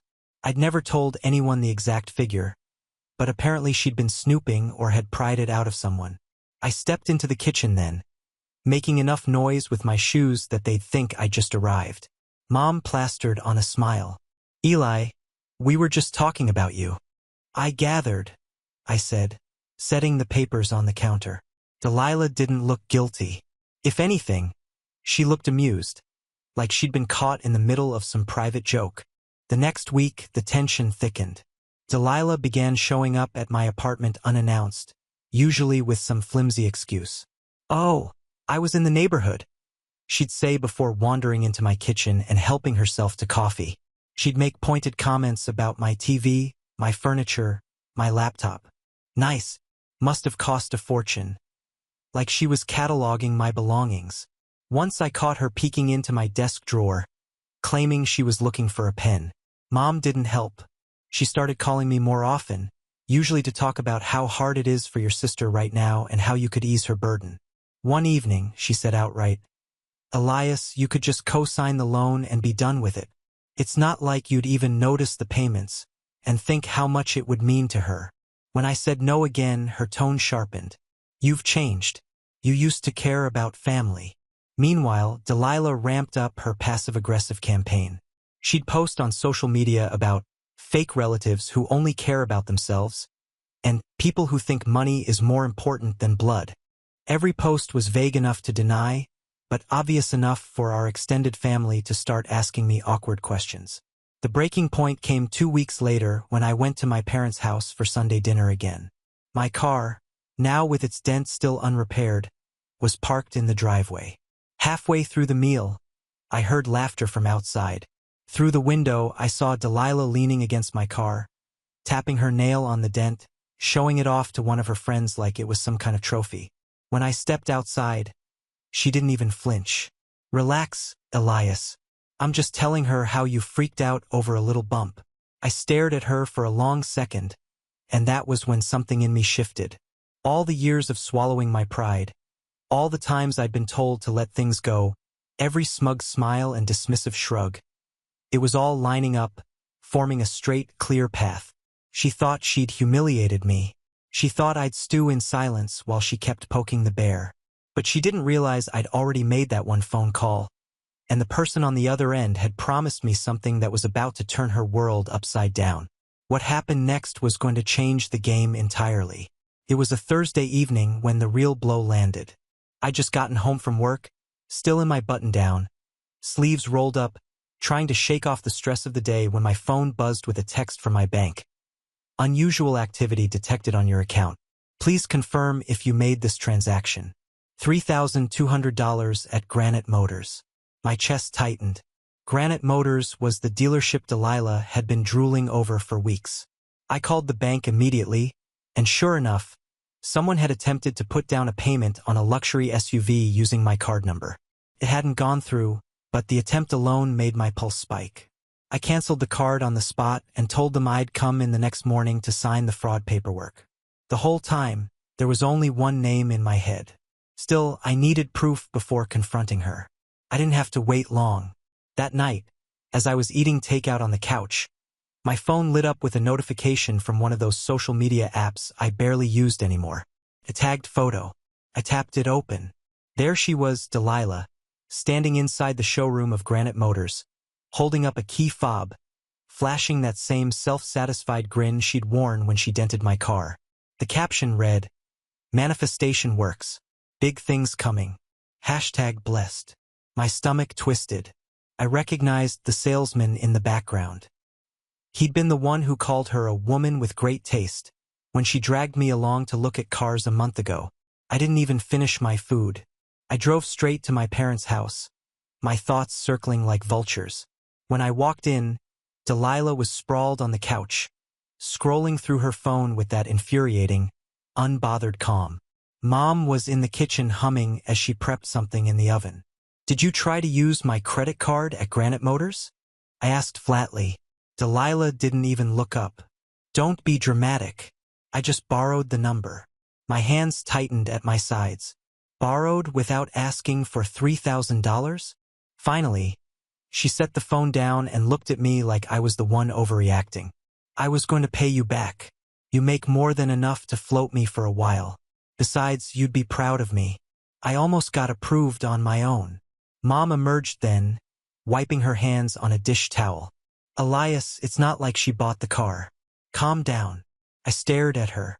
"She committed fraud, Mom. That's illegal." "You're making it sound so ugly," Mom said, rolling her eyes. "It's family. You're supposed to help each other out. Don't use words like that." I laughed, short, sharp, humorless. "You mean words like, the truth?" Delilah crossed her arms, leaning back into the couch cushions like she was done with the conversation.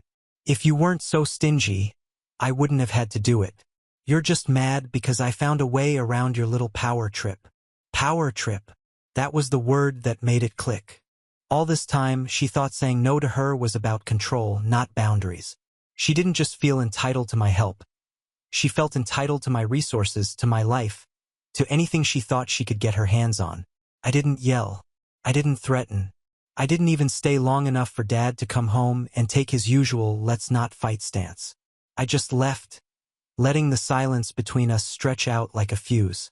On the drive home, my mind replayed every slight, every manipulation, every time I'd been told to be the bigger person. And now she'd crossed into territory you couldn't brush off with a shrug.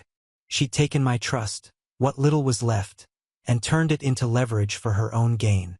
What she didn't know was that the document in my desk drawer and the phone call I'd made days ago were both about to converge into something far bigger than a dent in my bumper or a stolen credit card number. I had been waiting for the perfect moment to pull the trigger, and now she just handed it to me. The days that followed were some of the heaviest I'd experienced in years. Not because of what Delilah did, but because of how completely alone I realized I was in my own family. I didn't hear a single word of apology from her. Not a text, not a call, not even an awkward attempt at justification. Instead, Mom called me twice, both times to scold me. "You're taking this way too far," she said during the first call. "Your sister made a mistake, but she's family. You don't just cut people off over money." "It's not just money," I told her. "It's trust." And she knew exactly what she was doing. "She's under stress," Mom countered, her voice taking on that clipped, patronizing edge she used when she wanted me to stop arguing. "She needs compassion right now, not punishment." I didn't respond to that one. There was no point. The second call was worse.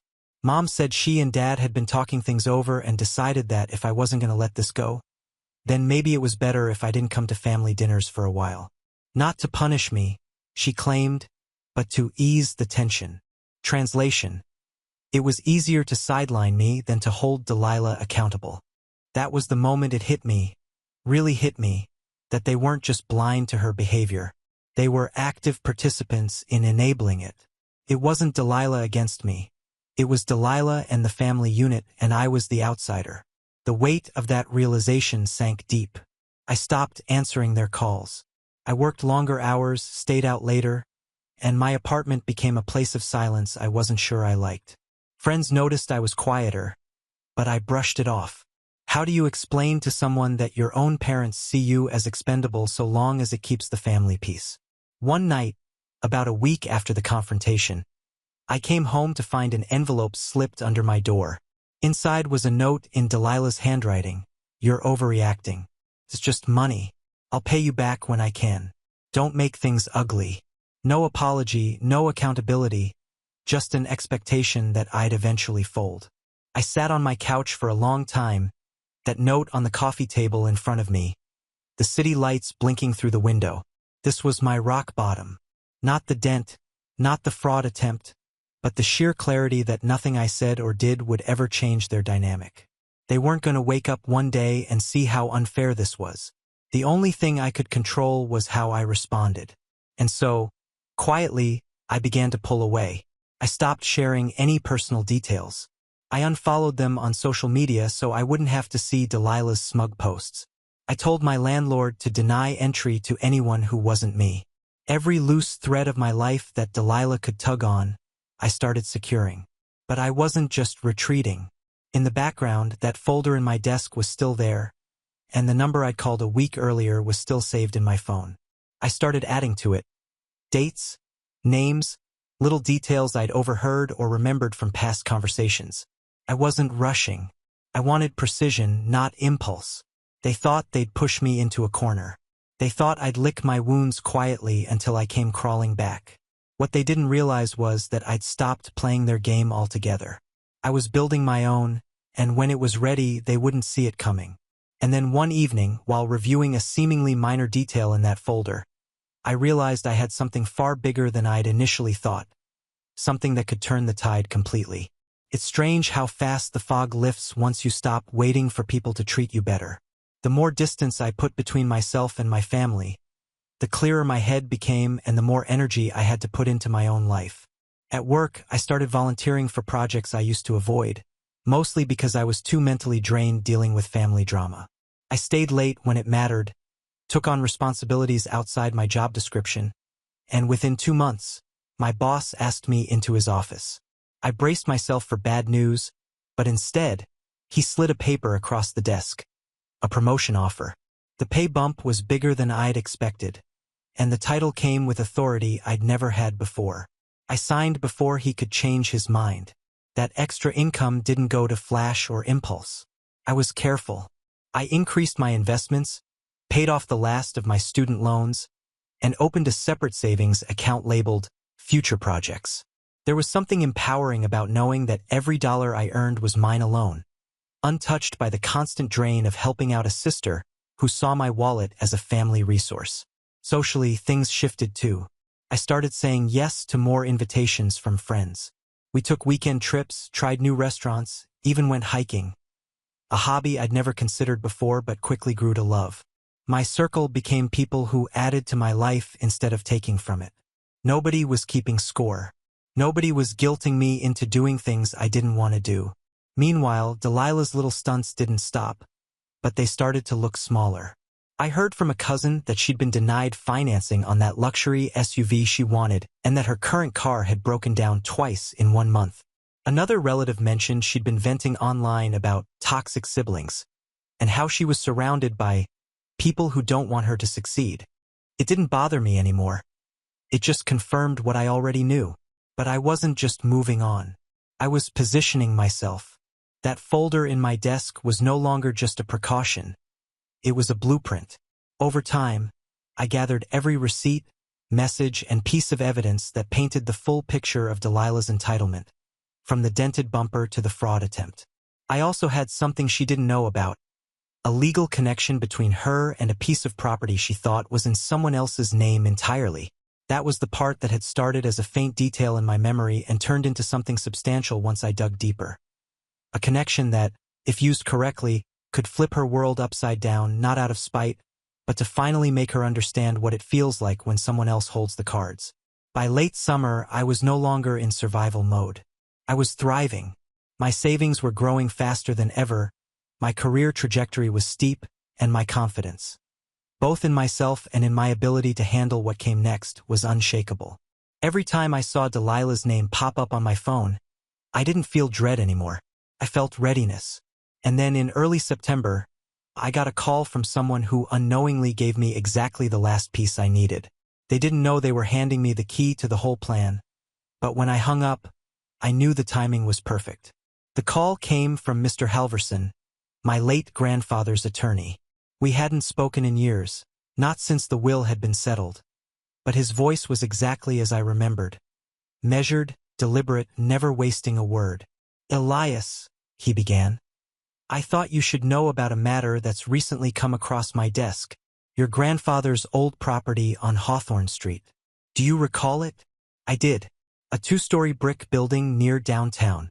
It had sat empty for years after Grandpa passed, and I assumed it had been sold or passed to someone else in the family. "Well," Halverson continued, "it appears your sister's name is still attached to the title. It was part of an arrangement your grandfather made. Something about helping her start fresh when she came of age, but she never followed through on the conditions. Legally, that means the property reverts to you as his next eligible heir. We're finalizing the transfer now, unless you wish to contest it.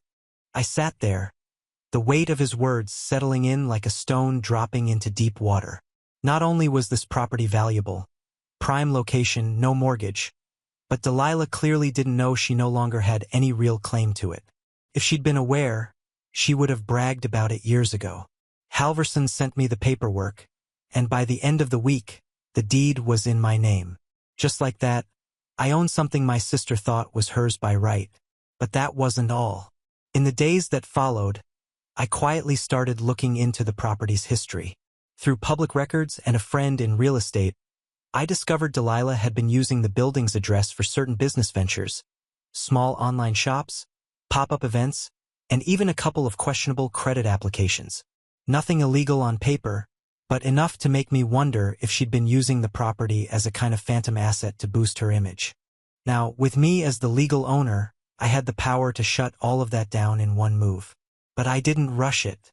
I wanted to time this right, not just for maximum effect, but so there'd be no way for her to spin it as me being petty. I needed the setup to be airtight. At the same time, my position at work had given me another advantage. The promotion I'd earned came with connections to people in finance, law, and property management. Exactly the kind of people who could help me navigate the next phase without a single misstep. Over coffee and after-hours conversations, I learned exactly how to leverage ownership of the Hawthorne property without ever setting foot inside it. And in one particularly enlightening chat, a colleague mentioned a legal mechanism that could effectively freeze any operations tied to the building until certain fees were paid and permits cleared, fees and permits that would now require my signature as owner. Piece by piece, the puzzle was coming together. I had control of an asset my sister valued. I had documentation tying her to it in ways she'd rather keep quiet. And I had the professional network to execute this cleanly. All I needed was an event. A moment when she'd be most exposed, most certain of her own untouchable position, before I flipped the board. That opportunity came faster than I expected in the form of a glossy, gold-embossed invitation slid into my mailbox one Friday evening. The invitation was for the Hawthorne Launch Gala, a catered, champagne-filled event to celebrate Delilah's new business venture inside the very property I now owned. The card was printed on thick, expensive paper with her name front and center in looping gold script. I almost laughed when I read the tagline, "A bold new chapter, the city's next hot spot." It didn't take much to see what she was doing. She'd probably told everyone she owned the place, framing it as her grand achievement. She was going to use this gala to cement her image as an ambitious, self-made entrepreneur. The guest list, which I got a peek at from a mutual friend, was full of local business owners, distant relatives, and a couple of minor social media influencers she must have begged to attend. She had no idea I was the legal owner. That week, I set my plan in motion. First, I called my attorney, not Halverson, but someone from my own circle at work, to draft a formal notice revoking permission for any events on the property without my approval. It cited zoning issues, unpaid usage fees, and a pending review of all business activities tied to the building's address. The notice was perfectly legitimate and airtight. It also stated that due to these issues, the property would be locked down until further notice. Next, I hired a locksmith and a property manager I trusted. 2 days before the event, the locks were changed and a crisp notice of closure was posted on both the front and side doors. The notice was printed on official letterhead with my name as the owner at the bottom in clean black ink. I didn't stop there. The morning of the gala, I had my attorney email Delilah directly, copying the event coordinator and catering service, informing them that the property was unavailable for use that evening and that any unauthorized access would be considered trespassing. The email included the legal references to back it up. I knew Delilah well enough to predict her reaction. She'd assume it was some kind of bureaucratic mix-up and try to push ahead anyway, which is why at 6:45 p.m., I drove past the building and parked down the block.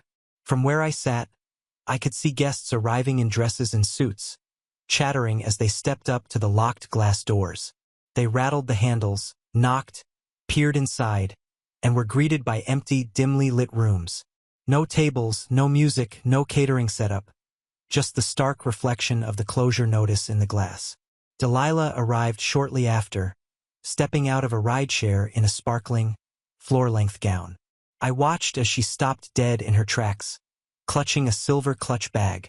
She hurried to the door, tugged at it, then pulled out her phone, pacing in her heels. A few guests tried asking her what was going on, but she just shook her head, waving them off. Then, like clockwork, the catering van pulled up, and the driver handed her a printed copy of the attorney's email, which I'd made sure they received. I couldn't hear her from where I sat, but I saw the way her jaw tightened, her smile flickered, and her shoulders slumped. Word spread quickly among the guests.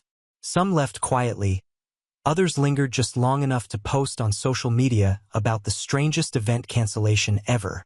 By 7:30, the sidewalk was nearly empty except for Delilah, standing alone under the streetlight, scrolling furiously on her phone. She didn't call me that night, but the next morning, I woke up to a barrage of texts. First from her, then from Mom, then from a couple of aunts who'd apparently heard a very one-sided version of events. I didn't respond. I didn't have to. The deed, the notices, and the paper trail spoke for themselves. For the first time, Delilah had been forced to face consequences she couldn't laugh off or talk her way out of. And she knew exactly who had pulled the strings without me ever having to raise my voice or make a scene. But the real fallout that came in the days after, when the image she'd been building for years began to unravel piece by piece. The days that followed were like watching a slow-motion collapse. By Monday morning, word had spread beyond the jilted guests. Photos of the locked doors and the closure notice, my name clearly visible, circulated on local social media pages. Comments ranged from confused to openly mocking. Guess the grand opening didn't go as planned. Didn't she say she owned the place? Awkward. Her so-called business partners began quietly pulling away. The catering company demanded reimbursement for the wasted evening. The event coordinator sent her an invoice for last-minute cancellations. The influencers she'd bragged about inviting never mentioned her again. The image she'd been cultivating for months, glamorous, successful, untouchable, was suddenly riddled with cracks. But the real damage came when my attorney followed through with the rest of the process. Because she'd been using the Hawthorne property address for her side ventures, every permit and registration tied to it was now flagged for review. A few were outright revoked. Her online store went temporarily unavailable. A boutique pop-up she planned for the holidays had to be scrapped entirely. Mom called me 3 times that week, each voicemail angrier than the last. "You've humiliated your sister in front of the whole family," she snapped in one message. This was unnecessary, Elias. Completely unnecessary. I didn't call her back. Dad sent one text. Could we have handled this differently? I didn't answer that either. Delilah, though, finally broke her silence in the form of a long, rambling message that started with, "I can't believe you do this to me," and ended with, "You've ruined everything." I read it once, calmly, and deleted it without replying. There was nothing to say. The next time I saw her was at a distant cousin's birthday lunch 2 months later. She arrived late, dressed plainly, no entourage, no designer accessories. She didn't meet my eyes once. The energy around her was different. Muted, diminished. A few relatives still whispered about what happened, but nobody asked me directly. They didn't need to. I didn't gloat. I didn't rub it in. I just enjoyed my meal, chatted with the people who treated me with respect, and left early, walking out into the crisp air with the quiet satisfaction of knowing I had finally tipped the balance. For years, they'd told me to be the bigger person while I took every hit in silence. This time, I was the bigger person, but on my own terms. I didn't raise my voice. I didn't lose my temper. I simply shifted the weight of her actions back onto her shoulders and let gravity do the rest. As I closed my car door and started the engine, I caught one last glimpse of her through the restaurant window, alone at the table, staring down at her phone. For the first time, she wasn't smiling. And in that moment, I realized I hadn't just won. I'd taken back the one thing she could never touch again. Now on to the next story. Story 4. My name's Marcus. I'm 32, work in tech, and I've always been the dependable one in the family. You know the type. Quiet, responsible, good with numbers, bad with drama. Or at least, that's what I told myself. I guess there's a part of me that always thought if I just stayed calm, stayed generous, maybe the people I loved would finally treat me with the same respect I offered them. But that's not how my family works. I'm the youngest of three. My sister, Danny, is the oldest, charming, ruthless, and somehow always broke. My brother, Kevin, is the middle child, golden boy, football star in high school, washout car salesman by 30. But in my parents' eyes, still the pride of the family. Meanwhile, I was the one fixing their Wi-Fi at midnight, helping my mom navigate online banking, covering gaps in rent when someone's check got held up again, and quietly footing the bill when birthdays or holidays rolled around and nobody else had the funds. I didn't complain. I was making good money, living in a modest apartment, and figured it was just what family did for each other. That changed slowly. It didn't hit all at once. It chipped away, 1,000 little cuts. Like when I covered Danny's rent for 2 months and later saw her on Instagram at a music festival in Miami. Or when I helped Kevin buy a used car after his 3rd DUI and he told his girlfriend it was a gift from our parents. Not once did anyone thank me, but I still didn't say anything. I just kept giving because it felt easier than fighting. The tipping point began with an invite.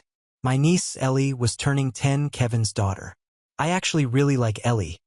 She's smart, kind, and not yet jaded by the chaos that surrounds her.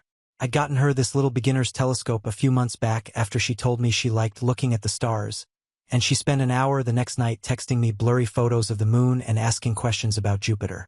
For her birthday, I wanted to do something special. I found this venue near the lake that hosts kids' parties. Food, games, pony rides, the whole thing. Pricey, yeah, but I figured she deserved it. Kevin and I had a brief conversation about it. I offered to cover the venue and catering. He said he'd handle decorations and entertainment. Knowing Kevin, that meant I'd be paying for 90% of it, but again, I didn't argue. The day of the party arrived. I showed up a little late because of work, but I'd already arranged the payments, double-confirmed everything with the staff, and even threw in a last-minute cupcake tower when I heard Ellie liked red velvet. I walked in expecting some kind of normal family chaos. Instead, I got ambushed. As soon as I stepped into the party room, it was like I didn't exist. No thanks for setting all this up. No greeting from Kevin or Danny. I saw my mom sitting with her sisters, laughing, sipping wine like she wasn't 3 months behind on her utilities that I'd been quietly covering. My dad nodded at me from a distance but didn't get up. I spotted Ellie across the room and gave her a little wave. She lit up and ran over to hug me. That at least felt good. About 30 minutes in, someone handed me a paper plate with half a slice of pizza and a warm soda. I didn't care. I just sat near the back and watched Ellie open her presents. She got dolls, gift cards, a few clothes, and then Kevin handed her a box with the same telescope I'd already given her months ago. Except this one had my name crossed out on the label, literally scribbled over. I stared at it for a moment, wondering if I was seeing things. Then Kevin turned toward the group and said with a chuckle, "Yeah, had to upgrade the one Marcus gave her. It was cute, but, starter stuff." The room laughed. My uncle snorted so loudly I jumped. My mom shook her head with this performative, exaggerated smile like she was saying, "What can you do?" And then Kevin said it loud enough for everyone to hear, "You're just the pathetic one we keep around for money." I blinked. He was still smiling like it was some kind of joke. Danny laughed and muttered something to my mom. My dad didn't even look up from his phone. I waited just for one person to say, "Hey, not cool," or "That was too far." But no one said anything. Everyone laughed. My niece looked confused. She didn't laugh. She looked at me like she was trying to figure out why the grown-ups thought that was funny. And I don't know how to explain the way that moment felt. It was like something cracked deep in my chest. Not snapped, just cracked quietly. A clean hairline fracture. I stood up. I didn't yell. I didn't throw the table or break anything. I just placed my paper plate down untouched and walked out. As I stepped outside, I could still hear them laughing. Music thumped from the speaker Kevin had brought. A few kids ran by me chasing a balloon animal. I sat in my car for a moment, hands on the wheel, just breathing. Then I remembered something. Kevin had never actually paid for his half of the event. In fact, the venue manager had called me just 2 days earlier to confirm the final amount, and I had agreed to put it all on my card just to get it done. I told her Kevin would reimburse me before the event. He hadn't. I reached into my glove compartment, pulled out the folder with the venue's info, and flipped to the page with the cancellation clause.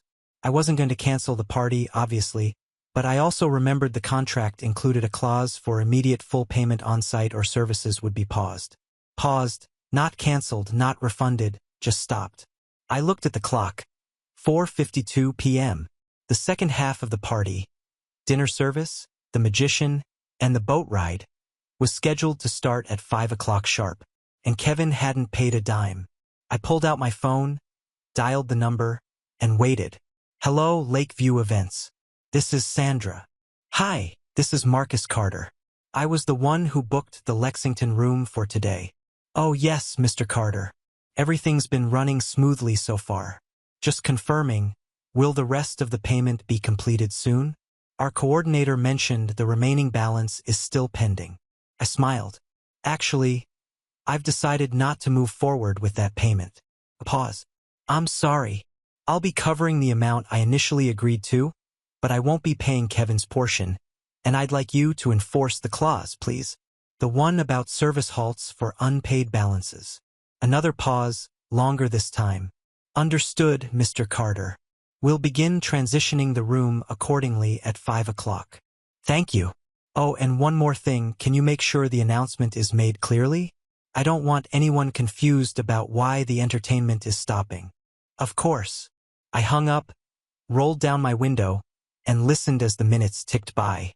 The music kept playing. The sky was pinking up over the lake. Then, at exactly 5:01, I heard a faint chime followed by a woman's voice on the loudspeaker. Attention guests. Due to an unresolved balance, the second half of the Lexington room party package has been paused until payment is completed. We apologize for the inconvenience. The music stopped. The magician, halfway through setting up, began packing his things. A server with trays of food turned abruptly and walked away from the banquet tables. Kids started whining. Parents looked around in confusion. And then I saw Kevin storm out through the front doors, red-faced and pacing, his phone already to his ear. He didn't see me sitting there in my car, but I saw him, and I waited because this was only the beginning. Kevin paced like a man who just realized the spotlight wasn't on him anymore. His phone was pressed so hard against his ear, I half expected it to fuse with his skull. I couldn't hear what he was saying, but judging by the frantic arm gestures, the way he kept looking back at the venue, and how red his face was turning, he was definitely not leaving a Yelp review. I didn't drive away, not yet. I just watched from the edge of the parking lot as the chaos started to bloom. Danny came outside next, clacking her heels on the pavement like they owed her money, shouting something about how this was supposed to be the big moment. Then came my mom, clutching her purse, eyes wide, muttering the way she always did when things didn't go as planned. This is embarrassing. So embarrassing. I almost laughed. Not because it was funny, but because it was so them. Not one of them looked around and said, "Wait, how did this happen?" They weren't shocked that something went wrong. They were shocked they couldn't find someone else to clean it up. I finally turned the key in the ignition just as Kevin spotted me. He stormed over, waving his hands. Marcus, what did you do?" I rolled down the window halfway. "You mean the venue? I paid my part.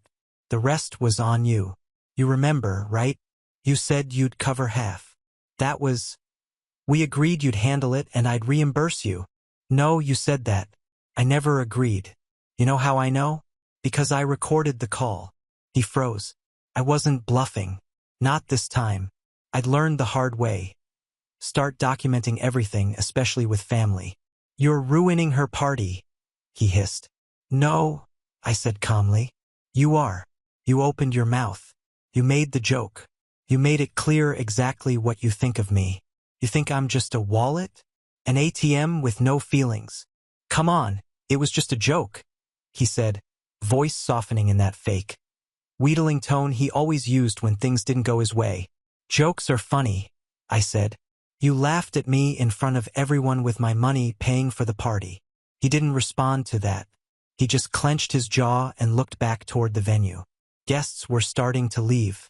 A few parents gave him side eyes as they walked by. One little kid tripped over a tipped-over balloon stand and burst into tears. Then came the cherry on top, Ellie. She came out of the building, her party hat lopsided, her red velvet cupcake smeared on her dress, and confusion written all over her face. "Daddy," she said, "why did they stop everything? Where's the boat ride?" Kevin dropped his gaze. His lips pressed into a tight line, and for the first time in years, I felt something other than guilt or obligation around him. I felt pity, not for him exactly, but for how empty his life must be to measure worth in what he could take from other people. I rolled up my window slowly, deliberately. Then I backed out of the parking spot. As I pulled out of the lot, I caught one last glimpse in the rearview mirror. Kevin standing there like a statue, phone still in one hand, daughter tugging at the other, while the rest of the guests drifted off like sand through an open palm. The fallout started that night. First, it was the texts. "Mom, what happened at the party? Ellie's crying and everyone's mad. Danny, wow, real mature. You just had to make it about you. Kevin, you better fix this, man. You really messed up." I didn't respond. Instead, I did something I'd never done before. I blocked them. All three. No long explanations, no "I'm sorry," but just silence. Then, I opened my laptop and started digging. See, what they never realized was I didn't just pay for birthdays or cover bills out of kindness. I kept records. I had spreadsheets, bank statements, and transaction histories. I knew exactly how much I'd paid for their nonsense over the years. Rent for Danny when she couldn't move out of her ex's place. $3, $700. Car repairs for Kevin when he crashed his Nissan trying to drift in an empty parking lot. $1, $850. My parents' electric bills, groceries, and medication copays for the last 14 months. $11,400. Add in holidays, gas money, and random Cash App requests from cousins who just needed help till Friday. And it totaled over $23,000. 23 grand they all expected me to forget. So I didn't scream. I didn't go online and rage post about how unfair it all was. Instead, I printed everything. All of it. Neatly labeled, stapled, and packed into 3 identical manila envelopes. Then, for good measure, I included a short, handwritten note. "Since I'm just the pathetic one you keep around for money, here's a receipt for everything I've covered over the last 5 years. Don't worry, no need to pay me back. I'm finally cutting my losses." I mailed one to my parents, one to Danny, and one to Kevin. And then, I changed the password on the Netflix account they all still used. I wish I could say that was the end of it, but things were only just beginning to unravel. Because 3 days later, Kevin tried to pull one more stunt, and that's when everything really fell apart. Kevin's last stunt didn't come as a surprise. Not really. I'd spent years watching him pull fast ones on friends, coworkers, girlfriends, you name it. The man could lie like it was a second language, fluent and polished, and he'd always find someone to believe him, especially if that someone was family. 3 days after the party, I got an email. Not a message, not a call. An official-looking email from the Lakeview Events Billing Department. It was short, too short. Subject: Unpaid balance, dispute, Lexington room rental. Dear Mr. Carter, we've received notice from Mr. Kevin Carter disputing the terms of your shared payment agreement regarding the Lexington room rental on June 14th. He has claimed the full balance was your responsibility and has requested our office contact you to settle the remaining amount. Please reach out within 48 hours to avoid further collection steps. Best regards, Sandra Pierce, Billing Department, Lakeview Events. I reread it 3 times. The rage didn't come all at once. It built slowly, boiling in my chest like a kettle left on the stove. Kevin hadn't just thrown me under the bus. He'd gone and doubled down, trying to stick me with the entire $3,200 bill because he figured I'd rather just handle it than fight. That used to be true, but not anymore. I sat down at my desk and pulled open the folder where I'd kept all my contracts, receipts, and emails from the party. Within 5 minutes, I had everything lined up. The call recording where Kevin promised to pay half, The invoice marked pending under his name, the emails from the coordinator confirming our split payment plan. And then I sent my own email. Dear Sandra, thank you for the heads up. Please find attached a transcript of a phone call where Kevin agreed to cover 50% of the event, screenshots of all our payment confirmations, my signed contract, and a breakdown of expenses noting that my contribution has already been paid in full. If Mr. Carter continues to falsely dispute the agreement, I'll be forced to take legal steps. Let me know if you need a formal affidavit. Best, Marcus Carter. It felt good, clean, like standing up straighter after carrying too much weight for too long. No drama, no yelling, just facts, organized and irrefutable. I didn't hear back for a day. But then, at 9:17 the next morning, Sandra replied, Mr. Carter, thank you for the detailed documentation. We've reviewed everything and your portion of the balance is indeed settled. We'll be redirecting the full outstanding charge to Mr. Kevin Carter effective immediately. We apologize for the inconvenience. Sandra Pierce. And suddenly it wasn't my problem anymore. Or so I thought. Because at 2:42 p.m., Kevin called me 4 times in a row. Then twice more from a different number. Then once more from what I recognized as Danny's phone. I didn't pick up. A few minutes later, I got a message from him on Venmo. Venmo of all places. Kevin, dude, just cover it. I'll pay you back Friday. Then Kevin, seriously, it's your fault they're mad. You didn't have to walk out. And finally, Kevin, whatever, man.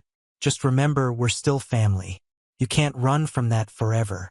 No apology, no accountability, just more emotional IOUs. I didn't answer. I didn't even open the app again. That night, I got dinner by myself for the first time in a long time. Sat on the patio of a little Italian place down the block. Ordered the most expensive thing on the menu just because I could. And for once, I didn't feel guilty about it. I wasn't calculating in the back of my head how much I'd need to move around between accounts to cover for someone else's mistake. I felt free. But the silence didn't last long, because by the end of the week, it wasn't just Kevin texting. It was my mom. Mom, your brother's in trouble, Marcus. Can't you just help him out this once? Mom, we raised you better than this. You don't turn your back on blood. And then from my dad, who almost never texted. Dad, you're being cruel. Fix this before it gets worse. They weren't asking anymore. They were demanding as if I owed it to them. As if years of bending over backward hadn't been enough. But I didn't fold. I didn't even flinch. Instead, I made one final change. I opened the shared family banking folder I'd been managing for almost 5 years, the one with recurring transfers, emergency funds, and monthly bill pay setups. The one I'd been quietly maintaining because nobody else really gets how that stuff works. And I removed myself from everything. I canceled every recurring payment with my name on it. I deleted my access to their online portals. I erased my billing information from every account that wasn't mine. I shut it all down.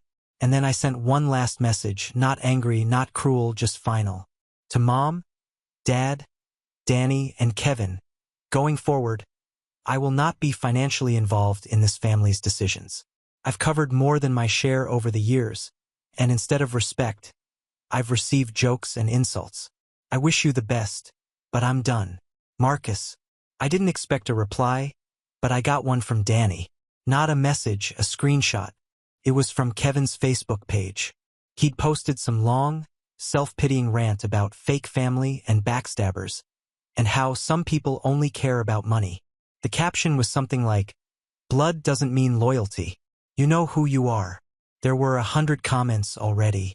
And at the very bottom, one from my mom. We never should have trusted Marcus with anything. He always thought he was better than us. I stared at it for a while. Let it burn. Let it hurt. And then I closed the app. I didn't say anything. Not yet.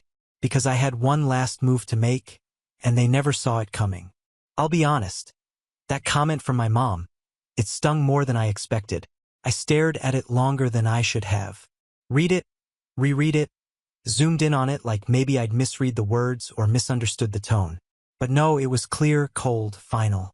We never should have trusted Marcus with anything. He always thought he was better than us. That sentence unraveled something inside me I hadn't even realized I'd been holding together. I wasn't angry, not anymore. I was done. And that was far worse for them. They thought they were cutting me off, that I'd come crawling back, that guilt would eventually sink its claws in again and I'd do what I always did. Smooth things over, pay the tab, fix the mess. They didn't realize I'd already planned my exit. Because here's the thing they never figured out. I had been preparing quietly, slowly, over years. Not out of malice, but out of necessity. When you're the one holding the family together, you start planning for the day they finally let go and expect you to keep hanging on. Started a year ago when I bought the duplex. It was a solid investment. 2 units, one for me to live in, one to rent out. I got a good deal because the owners were relocating out of state and needed to close fast. I put down 40% cash, secured a great rate, and even got a tax break for converting 1 unit into a home office. They didn't know I owned it. They still thought I was in a rental uptown. I had my reasons. See, back in 2021, I co-signed a personal loan for my parents. They promised it was just a safety net, a bridge while my dad changed jobs. But the payments had become my responsibility almost immediately, and they were never once on time with their share. Then there were the subscription services I set up temporarily for Danny when she switched apartments. Kevin had borrowed my info for just 1 week to help qualify for his new truck, only to default 6 months later. They had a history, a pattern, and I had finally started to build my escape. The duplex became my sanctuary. I moved in with zero fanfare, transferred my mail, changed every billing address, rerouted my deliveries, and gave out the unit's mailing address to only one person. My lawyer. Yes, my lawyer. Because a few months earlier, I'd also revised my will, designated financial power of attorney, and even created a family exclusion clause that formally removed Kevin, Danny, and my parents from any access to my assets. Not to be dramatic, but to be safe. And as I watched them drag my name through Facebook comments, I realized it was time to finish it. That night, I did one final sweep through everything. I called the credit bureaus and placed a permanent fraud alert on my identity, froze all inactive cards, changed every password, and moved my emergency savings into a new high-yield account under a trust name I'd quietly established last fall. Then I opened up an email I had drafted months ago. It was labeled Last Line.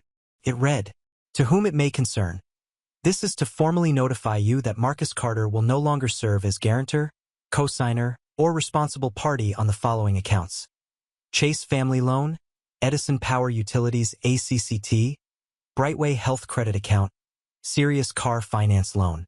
Effective immediately, all payment obligations are hereby revoked under mutual consent per documentation attached. Supporting statements, notarized exit documents, and bank closures are enclosed. Any attempt to use my identity or information going forward will be considered fraud and will be prosecuted accordingly. Marcus Carter." Attached was every notarized revocation, every exit clause, and every legal document I prepared in the event that one of them tried something desperate. I hit send and CC'd their shared family email, the one I knew they all still used to plan holidays and forward junk coupons. The silence afterward wasn't peaceful. It was sharp, like the world had suddenly gone quiet, but in the kind of way that warns a storm is coming. But nothing happened the next day. No messages, no calls, no emails. Then, on the second day, it began. First, a call from an unknown number. Then another. I let them go to voicemail. Then a text, this time from Danny.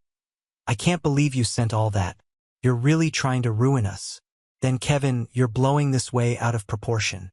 The family's falling apart and it's your fault now." Then finally, my mom. "I just got a call from the bank. The loan's frozen. They're talking legal stuff. What did you do?" "No, how are you?" "No, I'm sorry."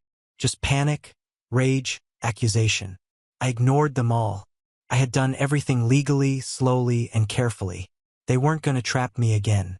Not this time. A week passed before I heard from someone unexpected. My uncle, my dad's brother. He'd always been decent, kept to himself, lived in Florida most of the year. He called me on a Sunday afternoon. "Hey, Marcus," he said, voice low. "Just wanted to say, I heard what happened and I think you did the right thing. I didn't expect that." He continued, I love my brother, but he's been leaning on you too long. They all have. You're not the villain here, kid. Just wanted you to know someone gets it. We talked for 15 minutes, not about the fallout, but about life, work, baseball. It was the first conversation I'd had with a family member in years that didn't make me feel like a utility. When I hung up, I felt lighter. The real moment of closure came 2 months later. I was on my balcony sipping coffee when I saw a for sale sign pop up on my parents' front lawn via a listing Danny had posted on Facebook Marketplace. Of all places. Fixer-upper family home. Urgent sale. Serious buyers only. I didn't gloat. I didn't screenshot it. I didn't send it to friends or post it online. I just nodded because I knew what had happened. They couldn't afford the loan without me. The utilities were behind. Kevin's truck had probably been repossessed by now. Danny had lost her credit card privileges once I shut the family card down. And with their names blacklisted from most lenders, their financial world had started to collapse piece by piece, the same way mine had started to heal. A few weeks later, Ellie, my niece, messaged me. Not on social media, not through her parents, but by actual letter. A real, handwritten letter.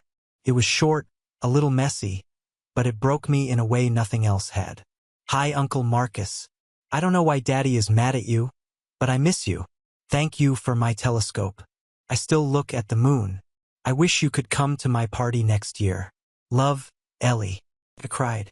Just sat on my couch with that letter in my hands and let years of pent-up frustration and grief melt into something bittersweet. I wrote her back carefully, honestly.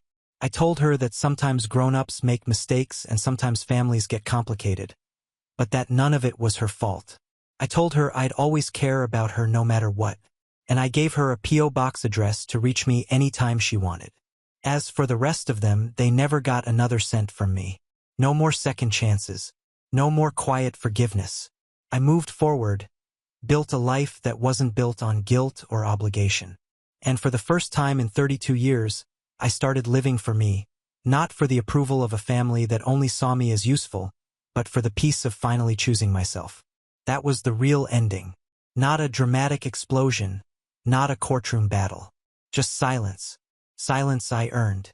And silence I would never trade. Now on to the next story. Story 5. I used your car just for a little shopping, my brother's kid said. The next morning, $5,800 was gone. Mom waved it off. You can afford it. Don't be cruel. I smiled quietly and made a decision. That night, I froze every linked account. At 7:20 a.m., my brother opened his app and screamed. But 30 minutes later, I got a call.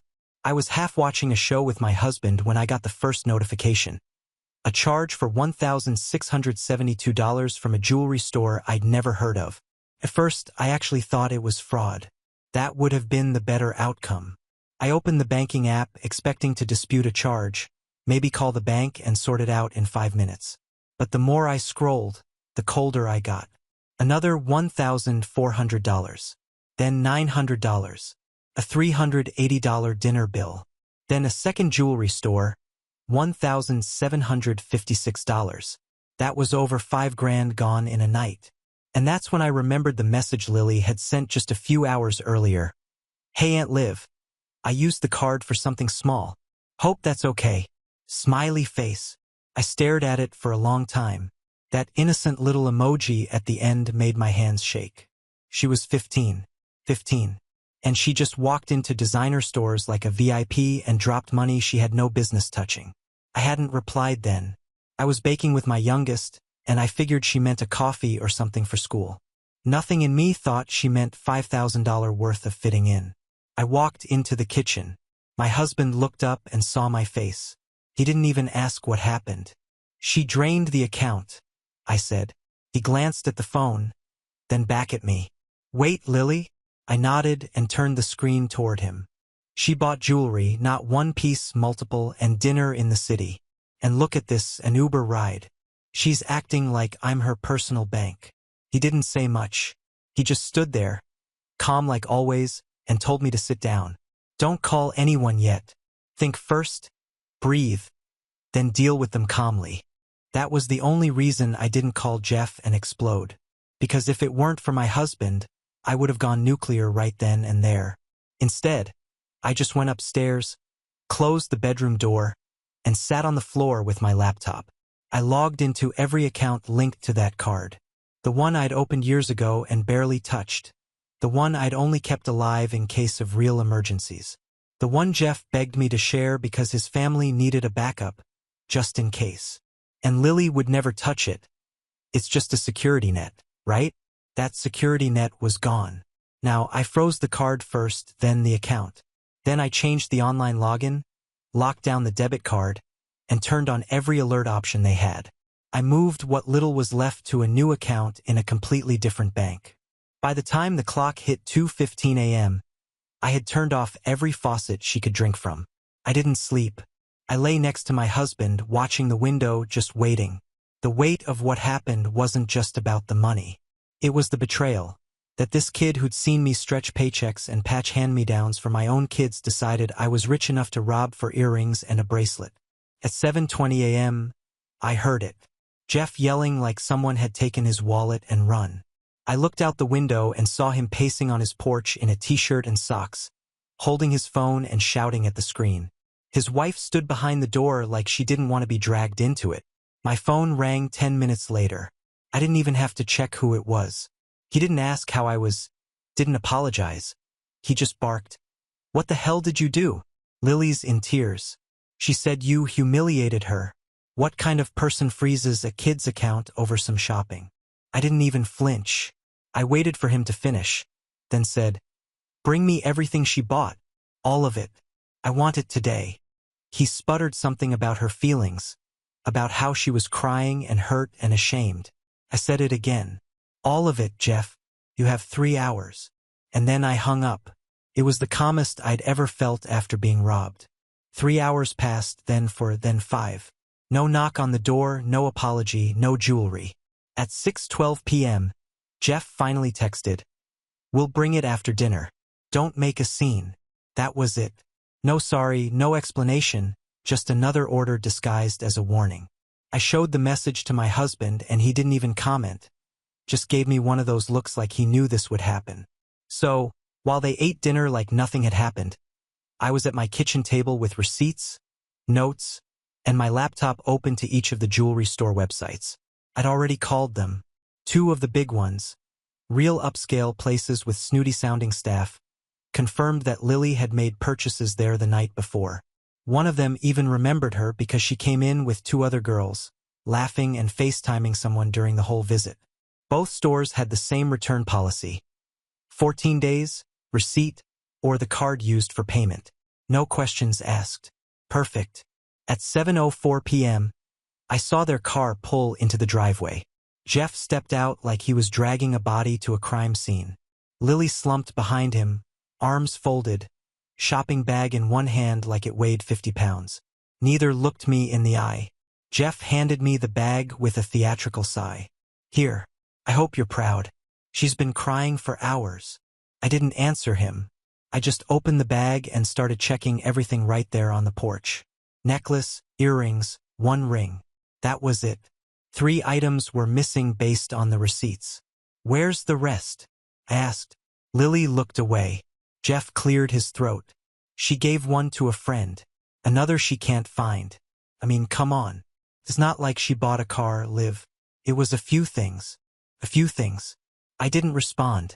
I walked back inside with the bag, counted everything again under the light, and made sure each item matched what the stores had told me. Then I grabbed the receipt copies I'd printed and circled what was missing. Jeff followed me in, still talking like he had any right to be upset. "She's a kid, Liv. You're blowing this way out of proportion. You have money. This isn't going to bankrupt you." And that's when something inside me just broke. It wasn't the money. It never really was. It was how little he cared. How easy it was for him to see me as a walking ATM. How he always used family as a leash he could yank whenever he wanted something. And now his daughter, a teenager who had seen me cut coupons at my kitchen table, decided she was entitled to spend thousands on jewelry because her rich friends teased her for not wearing real gold. I looked right at Jeff and said, "I'm returning every single item, and I expect the rest or the cash. You have 48 hours. He scoffed. Are you serious? You're going to return her jewelry? She'll be humiliated. She should be. She's a child. No, she's your child, not mine. He crossed his arms. You know what, Liv? You're not family. Not really. You act like you're better than us just because you have a husband and a house. I stood up, walked past him, and opened the front door. He didn't move. Take your kid home, Jeff. He muttered something under his breath and walked out. Lily followed, and just before she got into the car, she looked back at me. Not with regret, not with shame, just annoyance. I closed the door. 10 minutes later, I sent a group message. My parents, my cousins, his wife. I didn't soften it. Lily spent $5,832.47 on my account. She returned only $2,800 worth of jewelry tonight. For items are missing. I'm returning what I can. I want the rest back or the cash equivalent within 48 hours. Also, Jeff is driving the car I gave him when his broke down. I'm taking it back this weekend. He also owes me $2,400 from last spring. I expect that by the end of the month. I'm done being his financial backup. This isn't personal. It's survival. I put my phone on silent and went to have dinner with my kids, pretending everything was fine. My husband knew better. He poured me a glass of wine and just sat with me while the phone buzzed nonstop across the room. The replies would come fast, but what came next? I wasn't ready for that at all. The messages started piling in before I even finished my dinner. By the time the kids were in bed and I was sitting with a glass of wine, the family group chat was a war zone. Mom was first, of course. No context, no question, just her usual. You didn't have to make a public spectacle. She's a child. If your father were still here. I didn't even bother reading the rest. I scrolled through the thread. My aunt was asking if it was true. My cousin Sarah replied with one word, insane. And then my phone started ringing. I let it go to voicemail. Not even a full minute later, Jeff texted. So this is how you repay us. Over a couple grand. You're disgusting. Hope you enjoy the attention because you're out of this family. My husband glanced at the screen and said, I guess he forgot who's been bailing him out for the last 5 years. He wasn't wrong. I sat there for a minute. I wasn't angry anymore. I was just stunned. Stunned at how fast someone can switch on you the second you stop being useful. I'd never asked him to pay me back early. Never once threw his messes in his face. And now I was being told I wasn't family because I drew a line. So I did what I should have done years ago. I called Amanda. She picked up immediately. I didn't even need to explain. She already knew the outline. I filled in the rest. How I'd let Jeff link into my backup account because he said they were struggling. How Lily had texted about a small purchase. How the money vanished in a few hours. I told her about the jewelry, the Uber rides, the fancy dinner, and how Jeff called me the selfish one. She was quiet until I finished. Then she said, I've got it from here. 30 minutes later, the group chat lit up again. This time, Amanda wasn't pulling punches. Olivia's covered your rent before, paid your car insurance, lent you $2,400 last year, gave you a whole car, bought Lily a new laptop. You've taken and taken, Jeff, and now your daughter robs her blind, and you say she's the problem. Then she dropped the receipts, literal screenshots. One from a payment app showing the $2,400 transfer. Another from an old email where I offered him the car. Then a photo I'd sent her once of Lily smiling with her brand new MacBook. Silence. Then a flood of replies. My uncle chimed in, Jeff, you've embarrassed yourself. Olivia has carried you long enough. Pay her back. My cousin Jenna, Lily's 15, not 5. She knew what she was doing. Another cousin, the only one who should be ashamed is you. And then something unexpected. Rachel messaged me privately. I'm sorry. I didn't know she spent that much. Jeff told me it was a small thing. I just didn't ask questions. I'm not proud of that. I can't speak up right now, he's been out of control. But I agree with you. You're not wrong. She didn't have to say anything else. I'd always wondered how she put up with him, but now I got it. She wasn't weak. She was surviving. I didn't hold it against her. The next morning, I made a list. First, I called both jewelry stores and confirmed return eligibility. One even said they remembered Lily clearly, laughing about how she told the clerk her aunt was paying. I returned everything they would take. Thankfully, with the receipts and the card used, it was no problem. I got back just over $2,800. I deposited it straight into a new savings account in a new bank, separate, safe. Then I called my insurance and had the car added back to my name exclusively. I set the pickup for Saturday morning. No arguments, no chances. It was still legally mine. He'd never registered it. By noon, I sent Jeff one final message. Car pickup is scheduled for Saturday at 10 a.m. I want the remaining balance or the missing items by the 30th. After that, I'll be filing in small claims court. Don't contact me again unless it's to confirm payment. I didn't get a reply, but he read it. I could see the little red notification sit there like a wound. That night, I made lasagna with my kids, laughed at a dumb show with my husband, and put my phone away for good. I thought that would be the end, but Jeff didn't know how to lose quietly.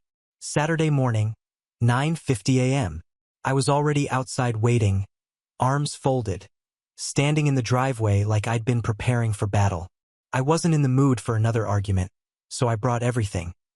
Ownership papers, old insurance info, and a mug of coffee strong enough to wake the dead. The tow truck arrived right on time. 10:06, Jeff finally rolled up. And when I say rolled, I mean that literally. The car made this coughing noise like it was trying to die in front of us. He pulled up fast, tires scraping the curb, and parked crooked, half on my lawn. The door swung open like a tantrum. He got out wearing sweatpants, no shoes, and a sarcastic smirk. "No need for the tow," he said. "Brought your precious car back. You can stop playing the victim now." He didn't wait for me to respond, just turned around and strutted back down the street toward his house like some martyr. The tow guy looked at me like, "Seriously?" I shrugged. "Just load it." The car was in bad shape. Smelled like old food and weed. 2 empty Red Bull cans in the back, mystery stains on the seats. I didn't care. I signed the papers and watched it disappear down the street like I was watching a curse being lifted. But that wasn't the end. That was the calm before the real storm. Monday morning, I got up early like usual. Started breakfast, packed the kids' lunches, let the dog out. Everything was normal until my husband walked in from the porch with a look that froze me in place. "You need to come outside." I followed him out, still holding a piece of toast. And then I saw it. Spray paint, bright red all over the garage door. Huge block letters. Petty Beach. I stared at it. Just stared. My toast fell on the porch. I didn't even react at first because my brain just stalled. It wasn't graffiti. It was a statement. Someone wanted me to know exactly what they thought of me. The kids saw it seconds later. My youngest asked what the word meant. I told them to go inside. Then I went full war mode. First call, police. Second call, my neighbor Rick, whose security cameras covered the whole street. Third call, my job. I was going to be late. The footage was crystal clear, timestamped 2:14 a.m. A figure in a hoodie walked straight up to my garage, holding something in their hand, looked around once, then sprayed the words in big, angry strokes. The hood fell back for just a second, long enough to recognize the face. Lily holding the can like it was a game. In the other hand was her phone, recording herself doing it. And I knew without any doubt that she was going to post it.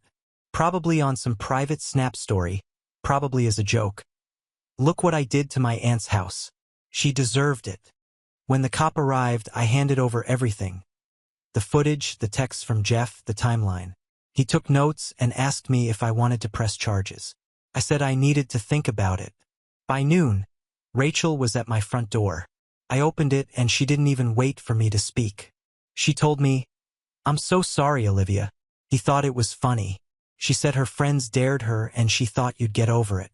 I can't believe this is what it's come to. I told her I had footage, a police report and witnesses, and that I was well within my rights to file charges. She looked like she'd aged 10 years overnight. "I'll pay for the cleaning," she said. I shook my head. "No, she will. She's old enough to know what she's doing." That evening, Lily showed up wearing leggings an old hoodie, and a ponytail. Rachel stood in the driveway, arms crossed, watching her like a hawk. Lily had a bucket, gloves, and a bottle of graffiti remover. No phone, no friends, no excuses. She scrubbed that door for almost an hour, silent the whole time. I stood in the kitchen sipping tea and watching. My kids kept asking why Cousin Lily was washing our wall. I just said, because when you break something, you fix it. When she finally rang the doorbell, I opened it.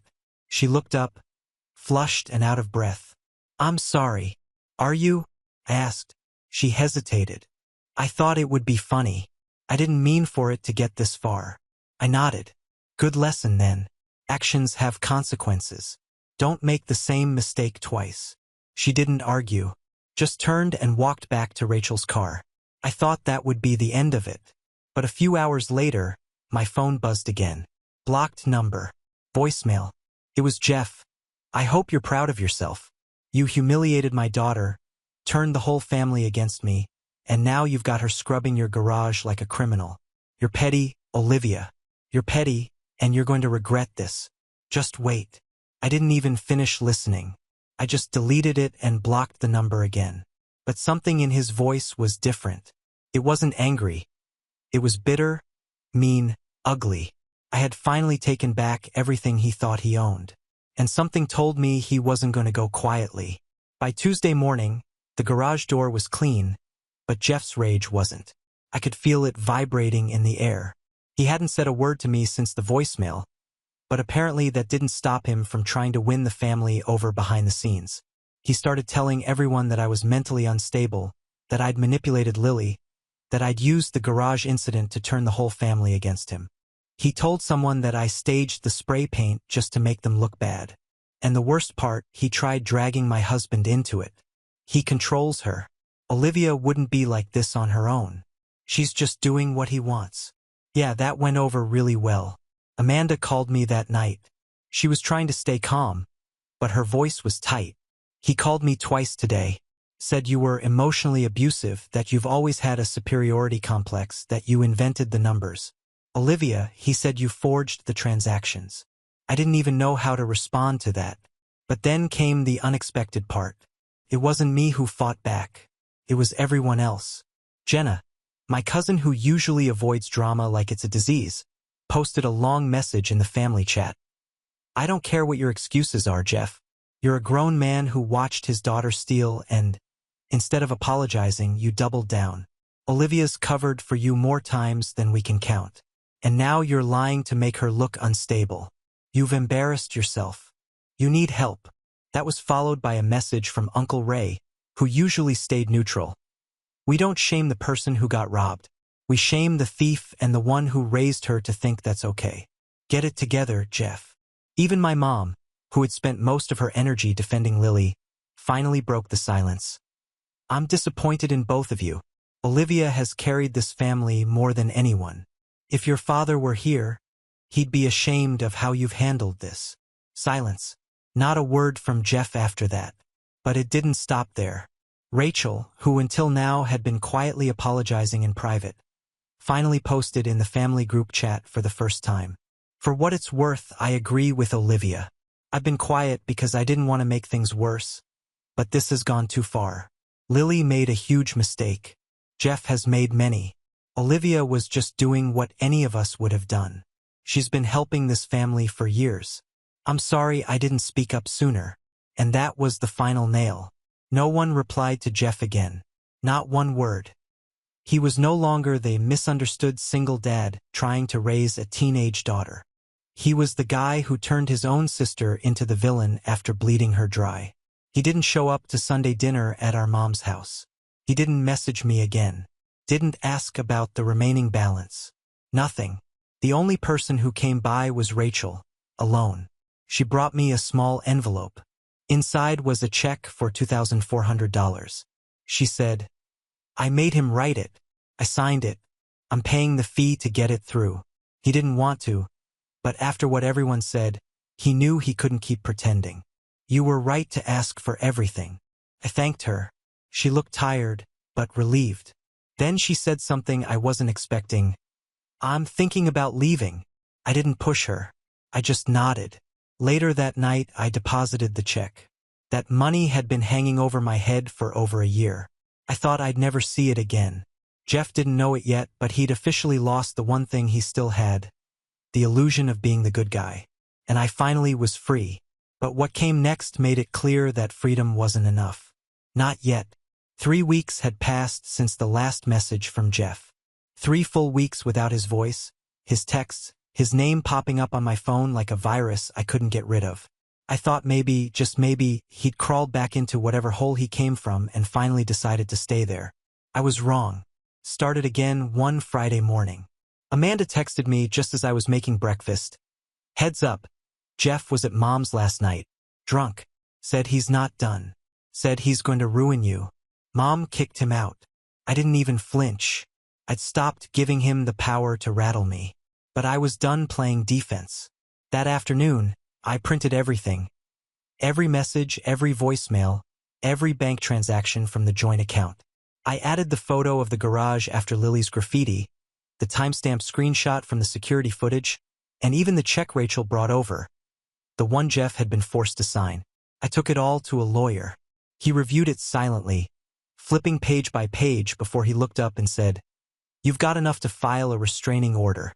Harassment, intimidation, theft, property damage. It's all here.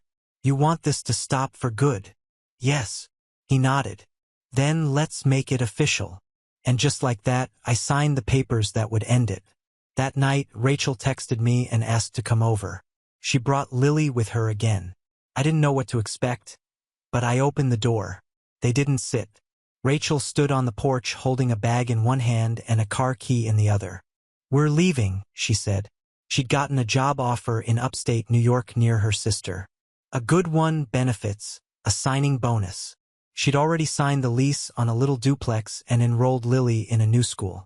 I should have left years ago, but I kept hoping he'd change.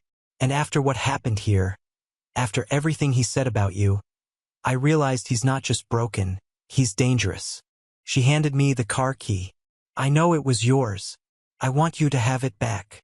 I stared at the key. I didn't want the car. I didn't even need it anymore. But I took the key anyway. Not for the car, but for what it symbolized, the end. Lily didn't say anything at first. She just stood there, awkward and uncomfortable. But then she reached into her hoodie pocket and pulled out a small velvet box. "I found the last ring," she said. "The one I said I lost." She held it out. "I want you to have it back. Not just because it was yours, but because I need to stop pretending I'm someone I'm not." I took it. "You're not a bad kid," I told her. "But bad choices have a way of catching up." She nodded. "I know. I'm trying to fix it." Rachel hugged me for the first and last time. "We're leaving Monday. I don't think we'll be back." I wished them well, genuinely. Not for their sake, but for mine. Because closure doesn't come from confrontation. It comes from letting go.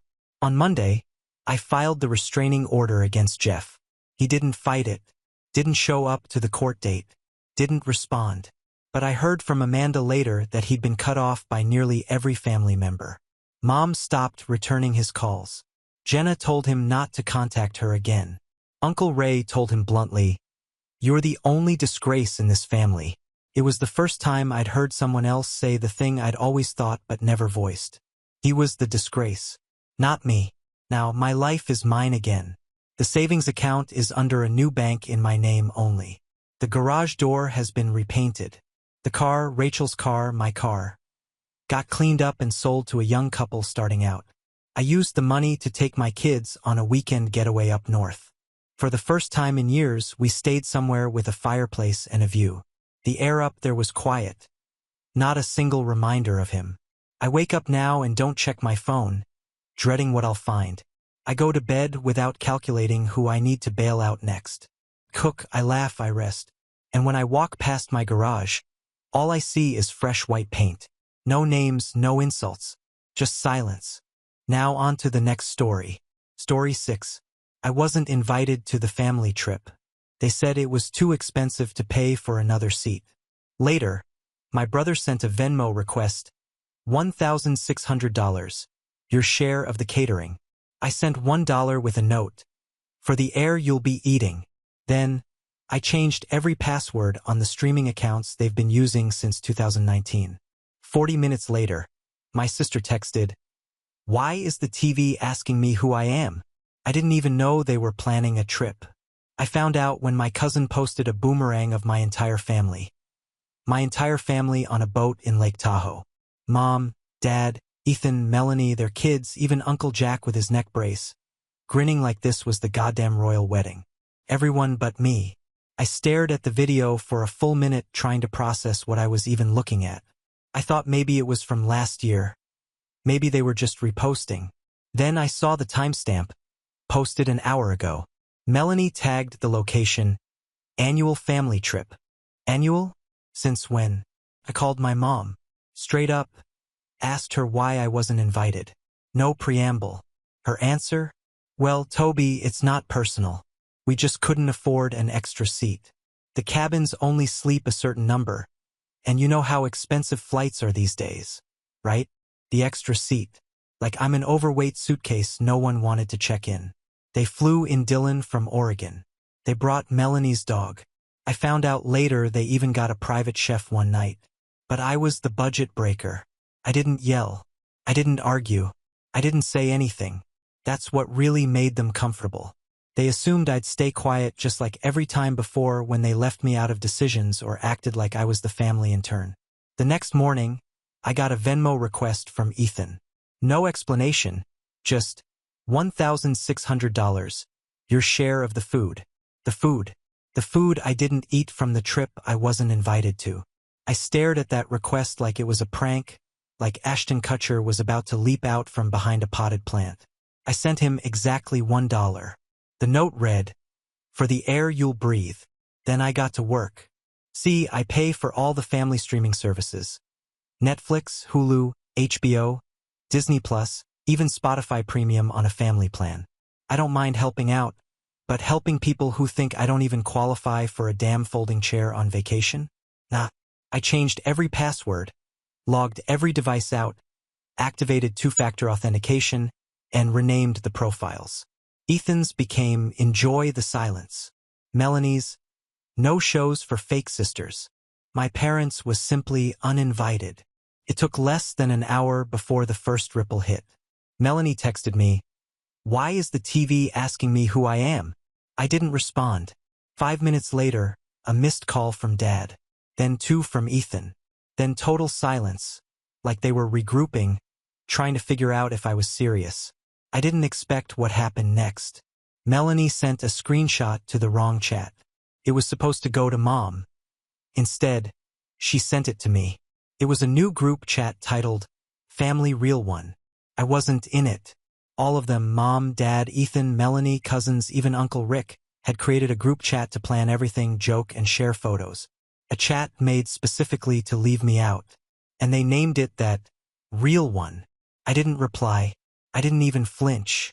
But I felt something inside me snap, quiet and permanent, like the sound of a lock turning. They'd convinced themselves that I was just a side character in their lives, useful when needed, invisible when not. And they thought I'd keep showing up like I always did. They were wrong. And this time, I wasn't just going to disappear quietly. This time, I was going to take something back. They were still on their trip when I started. I wasn't going to wait for them to come home. Why should I? According to them, I wasn't part of the real family anyway. First thing I did was cut the shared Costco membership. I paid for it, but my mom was the primary card holder. Took me 2 minutes to switch the account and get a new digital card under my name only. Then I checked my Amazon account. Sure enough, Ethan had been using my Prime for free delivery for years. I removed every address that wasn't mine, every payment method I didn't recognize, and switched the password to something long, ugly, and unguessable. Then I started making calls. I had been paying for their home security system, too. The whole Nest setup mine. It was originally a gift I got my parents after a break-in 2 years ago. I called support and transferred ownership back to myself. They'd have to reinstall everything if they wanted it to work again. The most satisfying part was seeing them figure it out in real time. Melanie posted a story from the lake. It was just a dark screen with text over it. Why is nothing working out on this trip? I knew exactly what that meant. I checked my inbox. Ethan had sent an email titled, "Seriously." I didn't open it. But the one that really got me came 2 days later. Uncle Rick called me. He never calls me. He asked if I had a minute. Then he said, "Listen, Toby, I didn't know you weren't invited. None of us did. We just assumed you were coming later." I didn't say much, just listened. Rick's a retired cop, kind of the family's unofficial judge when drama breaks out. I've never been on his radar before. He said he confronted my dad about it, and my dad gave him the same story. Too expensive, too many people had to make choices. But Rick wasn't buying it. He told me flat out, "You're not a choice. You're family." I let that sit for a second. Then Rick said something I didn't expect. He told me he was going to leave early, that he didn't feel right staying when he knew I was left out. Said it looked bad, said it was bad, and he wasn't the only one. My cousin Jenna DM'd me the next morning. Same thing. She'd found out from Uncle Rick and was pissed.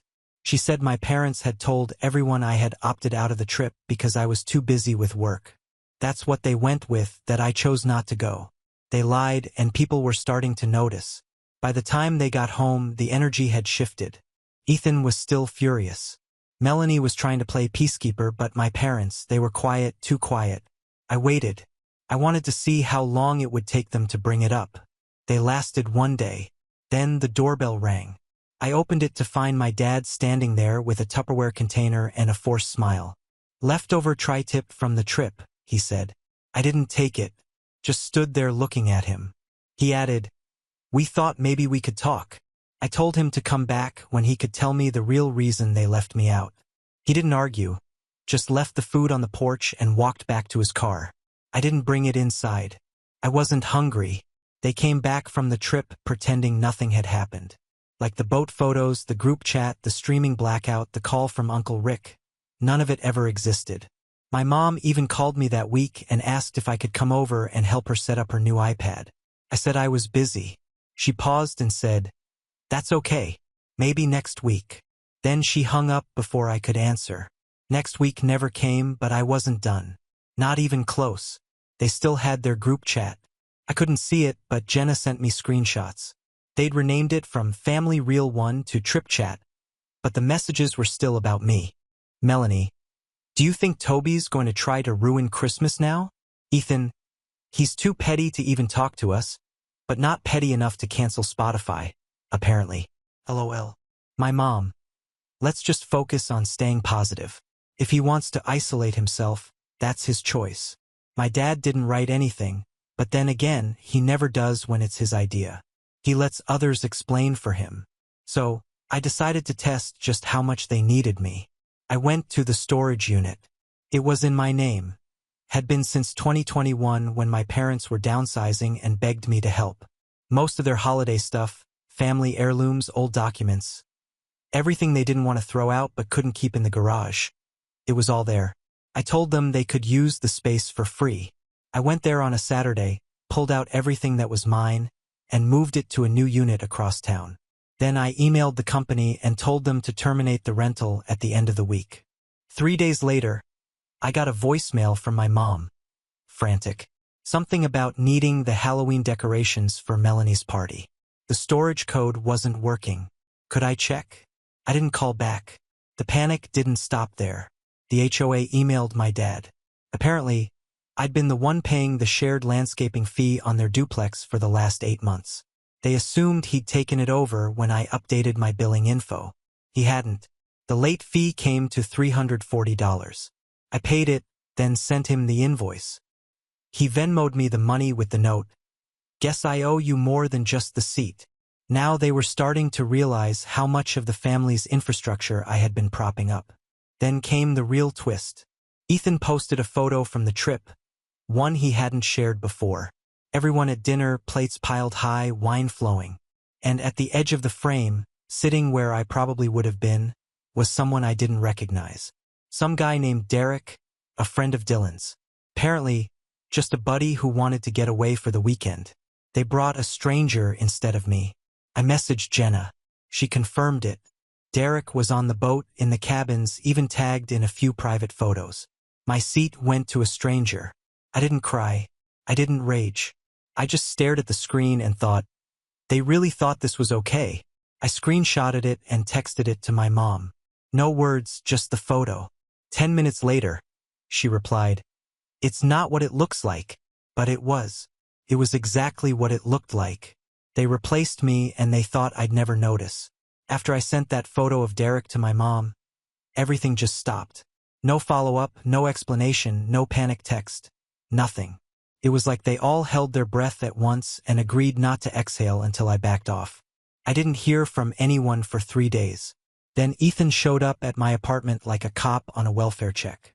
He didn't call, didn't text, just buzzed my door and stood there, hands in his hoodie, looking like he was doing something noble. I let him in, not because I wanted to talk, but because I wanted to see how far he was going to take the performance. He walked in like the place belonged to him and stood there like he was inspecting damage. He didn't sit, didn't smile, just said, "Look, this got out of hand. Everyone's upset. We need to fix this." I leaned against the counter and said nothing. He started saying things like, "The family's in a weird place, and Mom hasn't been sleeping, and Dad's trying to hold it together." Then he dropped the line he probably thought was going to seal it. "Melanie's planning a dinner next week. Just the core family. No outsiders. Core family." Like that. I laughed. I asked him a question he wasn't ready for. "Did you know about Derek before the trip?" He blinked, swallowed, and said, "He was a last-minute addition. Dylan brought him. Nobody thought it would be a big deal." I said, "Nobody thought it would be a big deal to give my seat to a stranger?" He looked at the floor and said nothing. I told him I wasn't interested in sitting around a table pretending like this was a misunderstanding. I told him to go back and ask our parents this one question. Why was it so easy to forget me? He left not long after that. Then came the flood. Apparently, after Ethan went back and relayed what happened, Melanie tried damage control in the group chat. Jenna sent me screenshots again. "Melanie, we tried to include him now and he's still being difficult. Ethan, he's addicted to drama. He wants us to feel bad forever." And then my dad finally broke his silence. "It's not about feeling bad. It's about not being able to move forward with someone who holds a grudge like that." That's when Uncle Rick stepped in. He wrote, "This isn't about a grudge. It's about all of you pretending like nothing happened. You excluded him, lied about it, and replaced him. And now you want to punish him for not getting over it fast enough." Silence for an hour after that. Then Jenna replied, "He didn't exclude himself. You did that for him. Don't spin it now." Suddenly, the real family group chat wasn't as real as they thought. People were peeling off. Uncle Lou told them they owed me more than a dinner invitation. And Marcy, who usually tries to avoid conflict like it's a contagious disease, said they needed to own the damage. The cracks were getting wider. That night, my phone buzzed with a message from a number not saved in my contacts. I almost didn't open it. It was a photo of my mom standing outside my office building holding a manila envelope. 5 minutes later, I got another buzz, this time from my front desk. She had left it there. Inside was a handwritten note and a check for $5,000.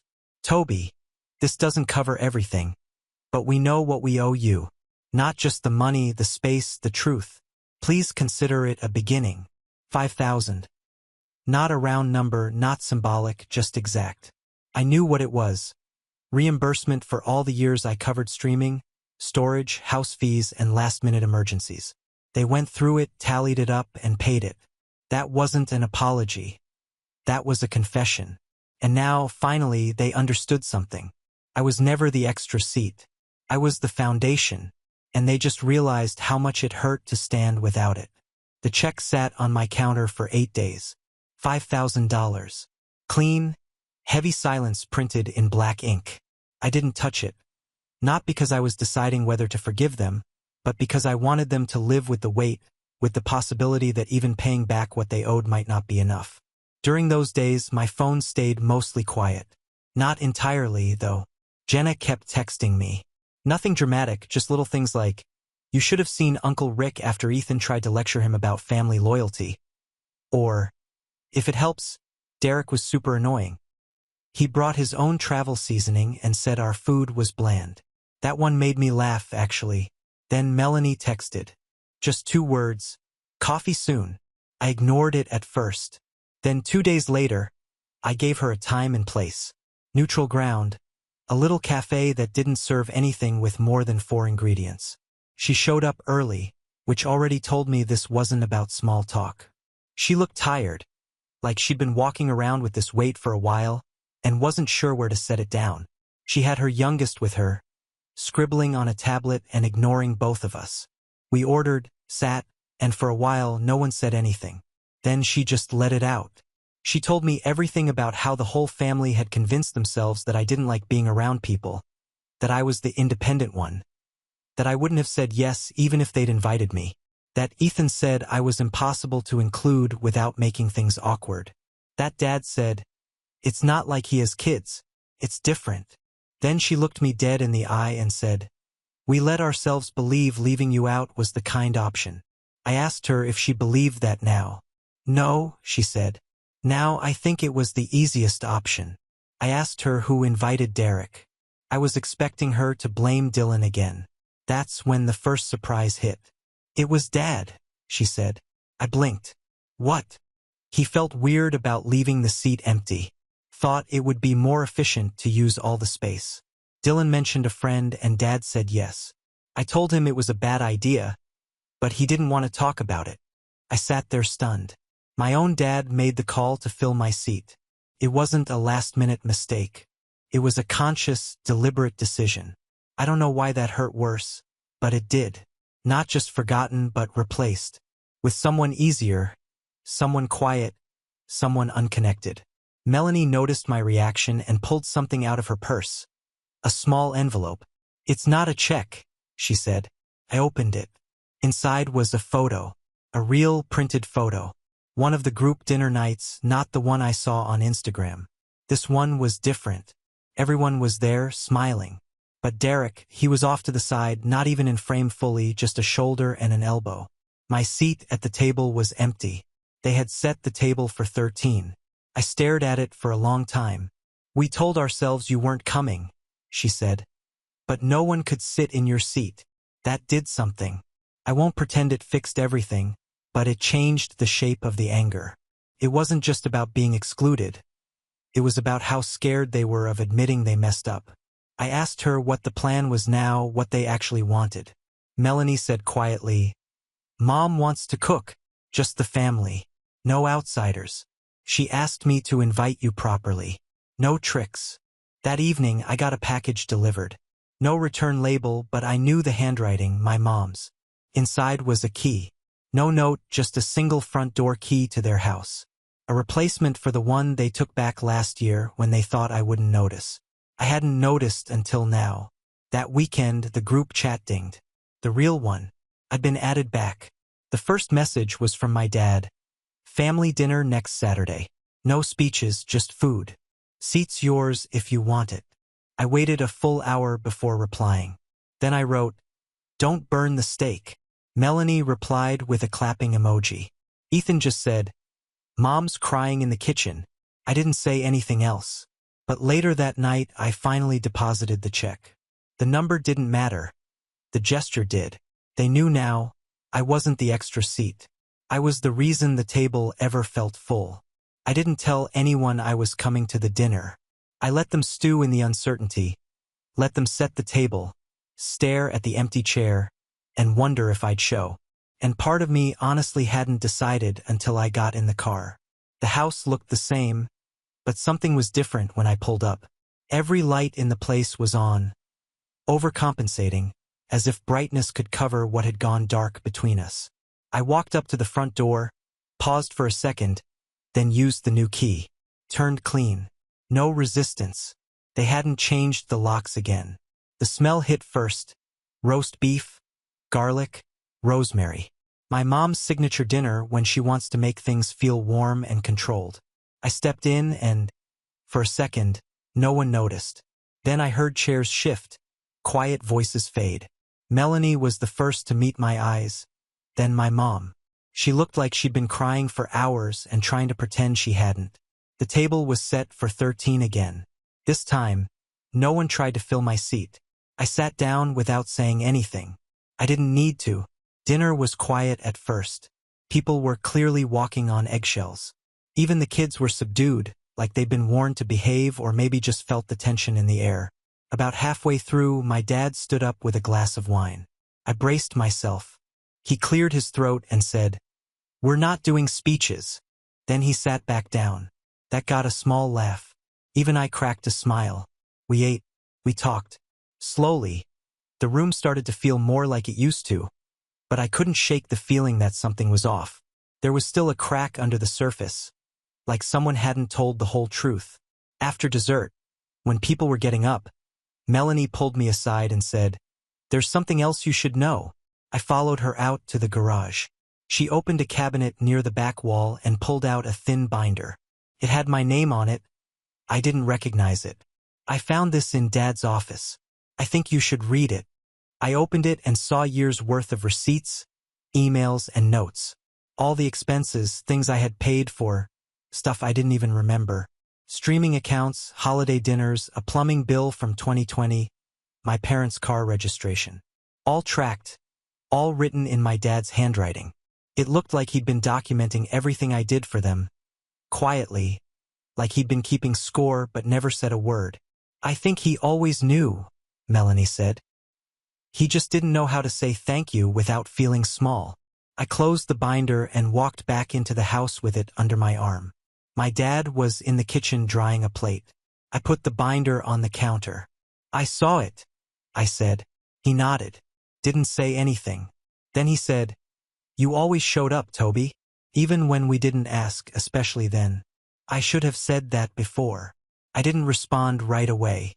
Then I asked him, "So why Derek?" He sighed. "Because I thought maybe it wouldn't matter this time.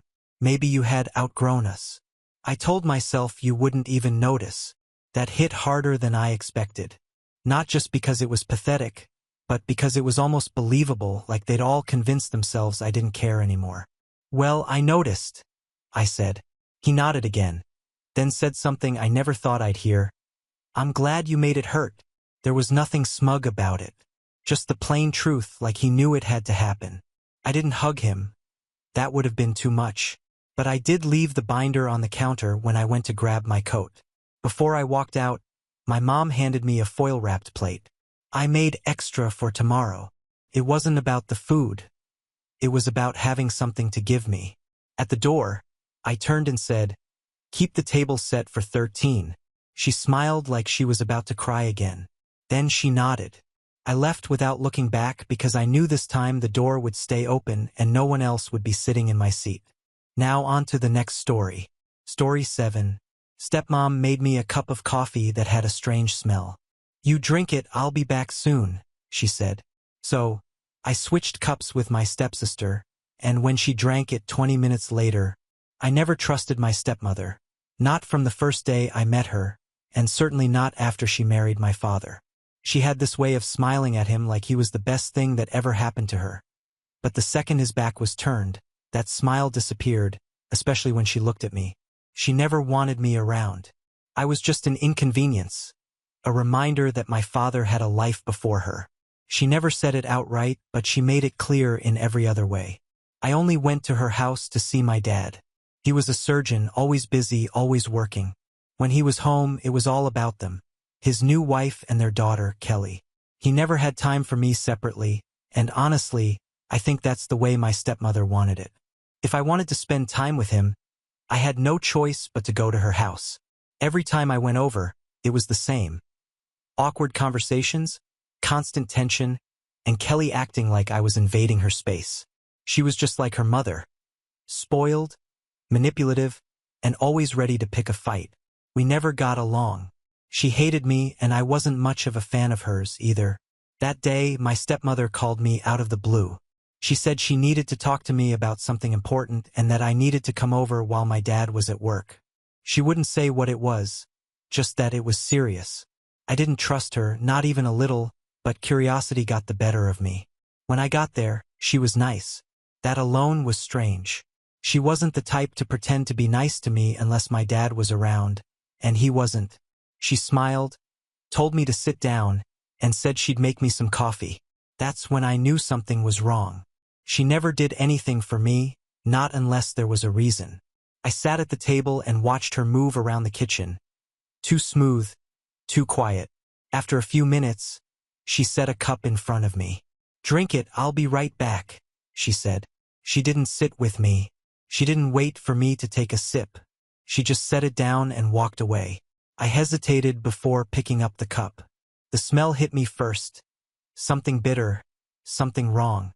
I looked down and noticed that something at the bottom hadn't dissolved.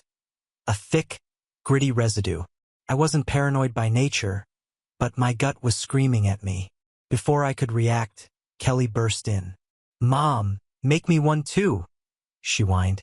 She barely looked at me, just plopped down in the chair across from me like I wasn't even there. Typical. My stepmother didn't answer right away. She looked uncertain, as if she was thinking about something. Then she sighed and went back into the kitchen. A minute later, she returned with another cup, but instead of putting it down, she just held it. She looked at me, then at Kelly, then back to the cup in her hand. Something was going on in her mind. I could see it. Then suddenly, she put it down. "I have to go out for a few minutes," she said. And just like that, she was gone. I stared at the two cups. That hesitation. The way she had looked at me before handing me mine. The strange smell. The undissolved residue at the bottom. Something wasn't right. I switched them. Maybe I was overthinking. Maybe I was being paranoid. But I wasn't taking any chances. A few minutes later, Kelly finally looked up from her phone and grabbed the cup I had switched. She took a sip, made a face, then took another sip. "This tastes weird," she muttered. I didn't say anything, just watched. Another sip, then another. 5 minutes passed. She rubbed her forehead. Why do I feel so dizzy?" I sat up straighter. Kelly blinked a few times as if she was having trouble concentrating. Then she looked at me, confusion all over her face.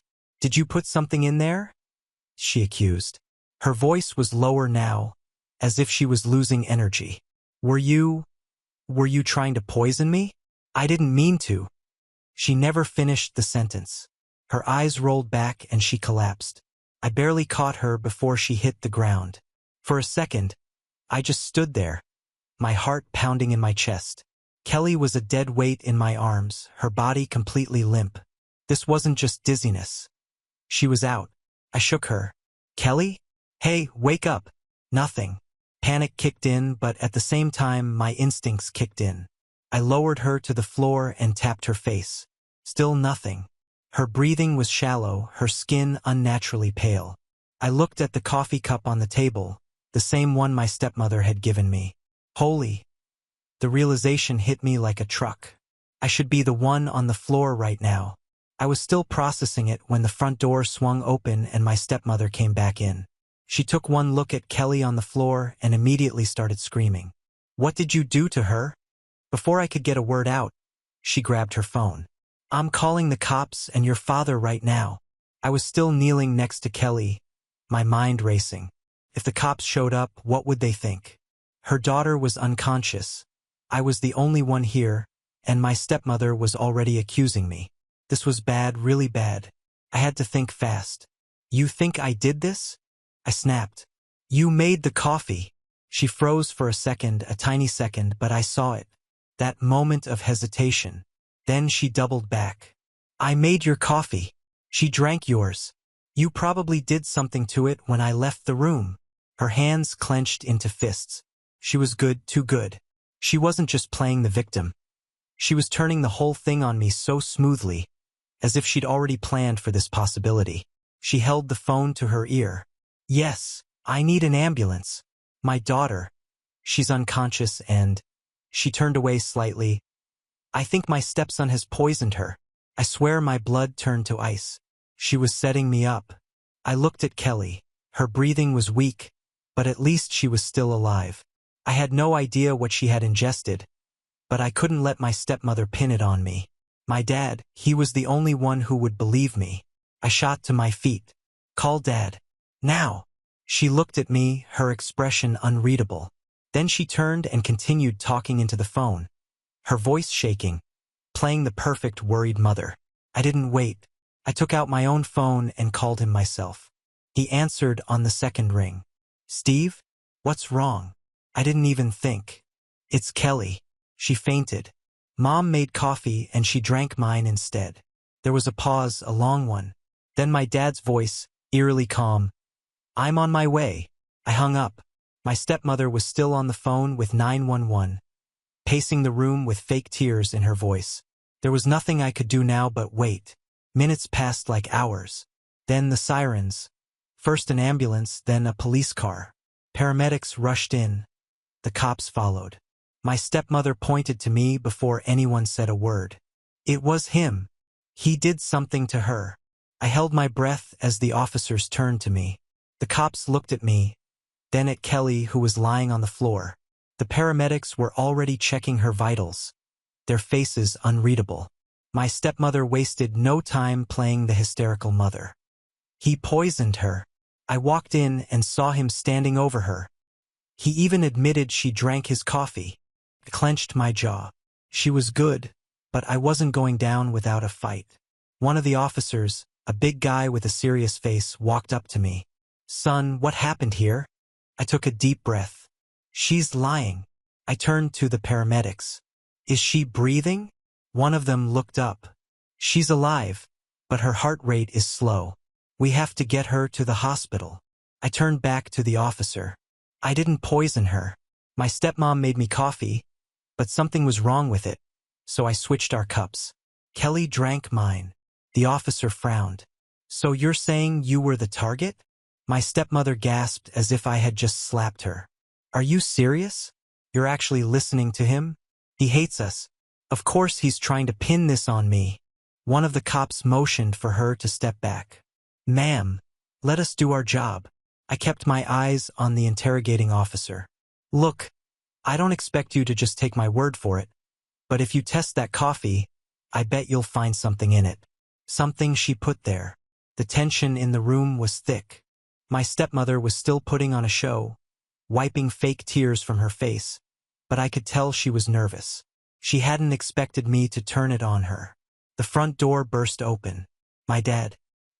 He was still in his scrubs, as if he had left the hospital in a hurry. His eyes darted to Kelly, then to me, then to my stepmother. What happened? My stepmother ran to him immediately, switching her performance from blaming me to seeking comfort. Steve poisoned Kelly.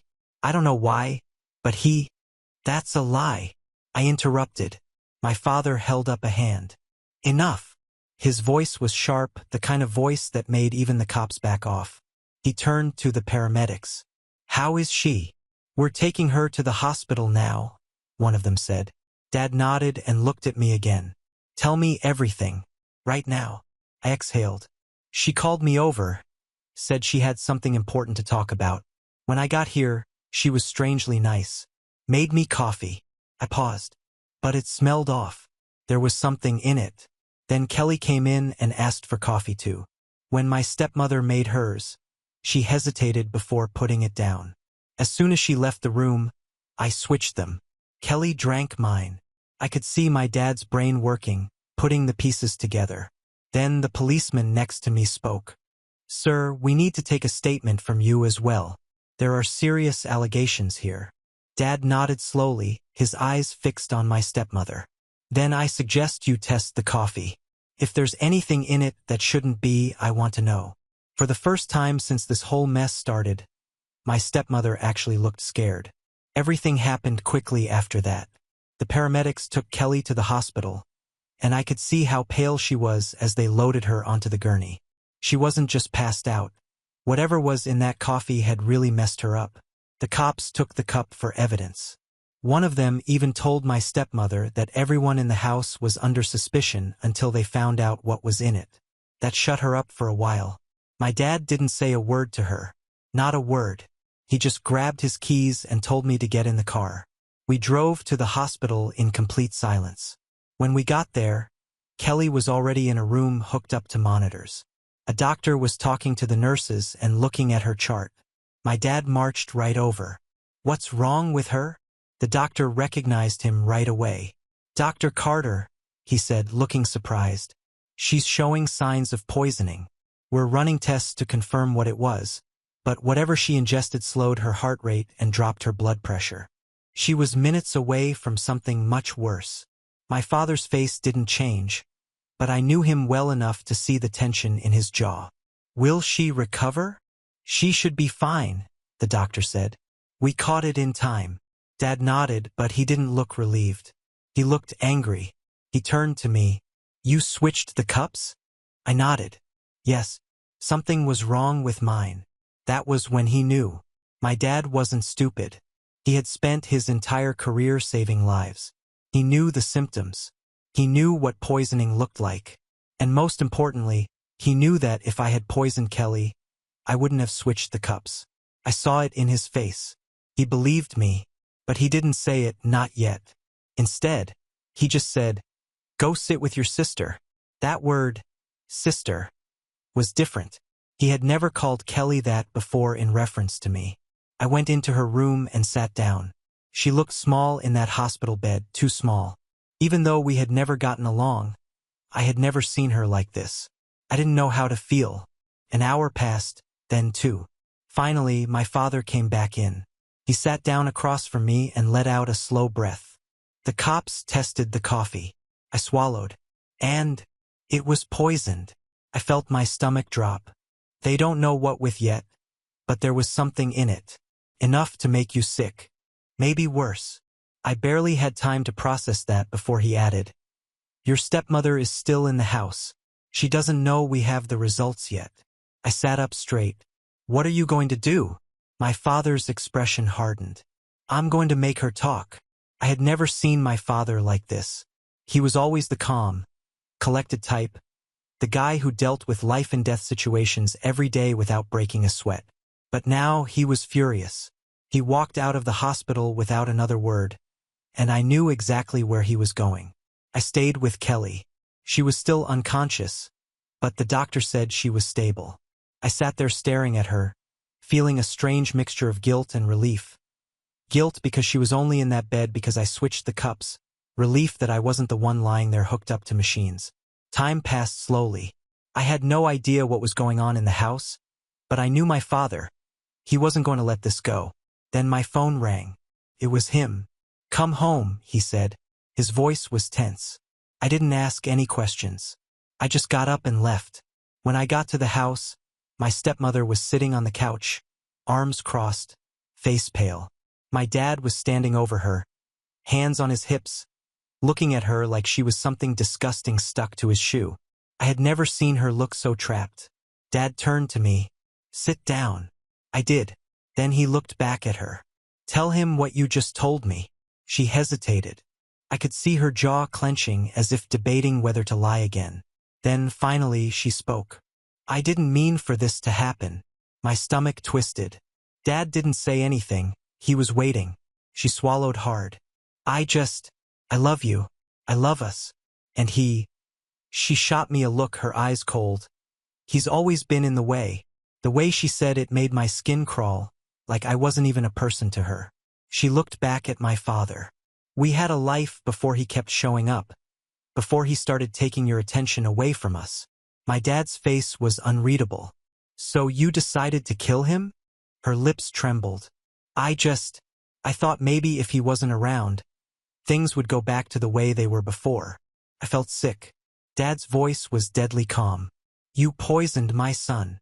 She shook her head quickly. "I just wanted him to get sick. Just enough so he wouldn't come around. I didn't mean to kill him." I laughed. I actually laughed. "Yeah, well, congratulations. You almost killed your own daughter instead." She flinched. For the first time, I saw real horror in her eyes, as if she hadn't fully processed it until that moment. Dad stepped forward and lowered his voice. "This is what's going to happen." She looked up at him, frantic. "Please." He cut her off. "You're going to tell the police exactly what you just told me. And if you don't," he leaned closer, "you'll never see another dime of mine. No money, no house, no nothing." She became completely still. Dad sighed. But if you confess, I'll make sure the truth stays between us and the police. No press. No public humiliation. Just you taking responsibility for what you did. It was the only offer she would get. She hesitated for a long time. Finally, she whispered, "Okay." There was silence for a second. My stepmother sat there, pale and trembling, having whispered that single word, "Okay." She had no idea that my father had planned this. The moment she admitted to poisoning me, to wanting me gone, he reached into his pocket, pulled out his phone, and stopped the recording. Her face contorted in confusion. "What?" Dad turned the screen toward her, hit play, and we all heard her confession echo through the room. "I didn't mean for this to happen. I just love you. I thought maybe things would go back to the way they were when he wasn't around." Her own voice, clear as day. She turned white. "You!" Dad cut her off. "I told you to confess to the police. You did. Just not the way you thought you would." I watched her panic. She looked between me and my dad and realized she had been completely played. She reached out, maybe thinking she could grab the phone, but Dad took a step back. "It's already backed up," he said coldly. "Even if you break the phone, it won't change anything." She began to breathe harder. You said this would stay between us." He crossed his arms. "I lied." She opened her mouth as if to scream, but no sound came out. Then he walked past her, straight to his office. I followed. He sat down at his desk, opened his email, and within seconds sent the recording to the police, his lawyer, and just for good measure, the local news station. "Now everyone knows," he said, staring at the screen. She was still in the doorway, frozen. He turned to me. "She's going to jail. But I want her to lose everything first." I had never seen my father like that, cold, merciless. He picked up the phone again and called his attorney. "I want to sue her for attempted murder," he said, his voice flat. "And I want full control of the house, my accounts, and anything else she thinks she's entitled to. She tried to take my son. I want to make sure she never has the chance to take anything again." I just stood there and watched my stepmother fall apart. She was hyperventilating, shaking her head, muttering, "No, no, no," as if she could somehow undo everything that had just happened. She couldn't. The next morning, it was over. The police had everything they needed. The toxicology report, the poisoned coffee, and most importantly, the recording of my stepmother admitting that she wanted me gone. There was no way out for her. My dad made sure of that. The press ate it up. News outlets ran the story with headlines like, "Doctor's wife arrested for attempted murder of stepson. Accidentally poisons own daughter instead." Reporters showed up at the house, and my father gave a statement, making it clear that he wasn't protecting her, that he was going to make sure she paid for what she had done. When they arrested her, she went completely crazy. She screamed that it was all a lie, that I was the manipulator, that my dad was turning everyone against her. But it didn't matter. The evidence spoke for itself. She was charged with attempted murder, and because she confessed, the sentence was lighter than it should have been. 4 years instead of 8. 4 years in prison. 4 years to sit and think about how she threw it all away. Meanwhile, Kelly woke up. I was sitting in the hospital room when she finally opened her eyes. She looked at me, confused, her voice weak. "What happened?" I hesitated, then said, "You've been poisoned." She frowned, still groggy. "Poisoned?" I sighed. "Yes. Mom put something in my coffee. I switched our cups." It took a second for that to sink in. Then I saw it, the moment she understood. Her whole body tensed. "Mom did that." I nodded. She didn't say anything at first, just stared at the ceiling, processing. Then slowly, she turned to me. "You knew something was wrong. That's why you switched them." "Yes." She swallowed hard. "So if I hadn't asked for coffee, you'd be in this bed?" I nodded again. She closed her eyes for a moment and took a shaky breath. "Where is she now?" "Jail." She winced, but I could tell she wasn't surprised. Then she finally whispered, "I hate her." And for once, I didn't argue with her. A few days later, Kelly was released from the hospital. My dad didn't waste any time helping her find a place of her own. A small rented apartment in the city, away from all the memories of what had happened. He paid for everything, told her she didn't have to worry about anything. He just wanted her to be well. Before she left, we sat together in the living room, the house feeling emptier than ever. She looked at me for a long time and finally said, "I don't hate you." I blinked. "I mean, I did," she admitted. "For a long time. But you were also just a victim in all of this." She looked down at her hands. "And I guess if you hadn't been suspicious, I'd be dead right now." I didn't know what to say. She sighed. "I still lost 13 pounds in the hospital, by the way, so thanks for that." I grinned.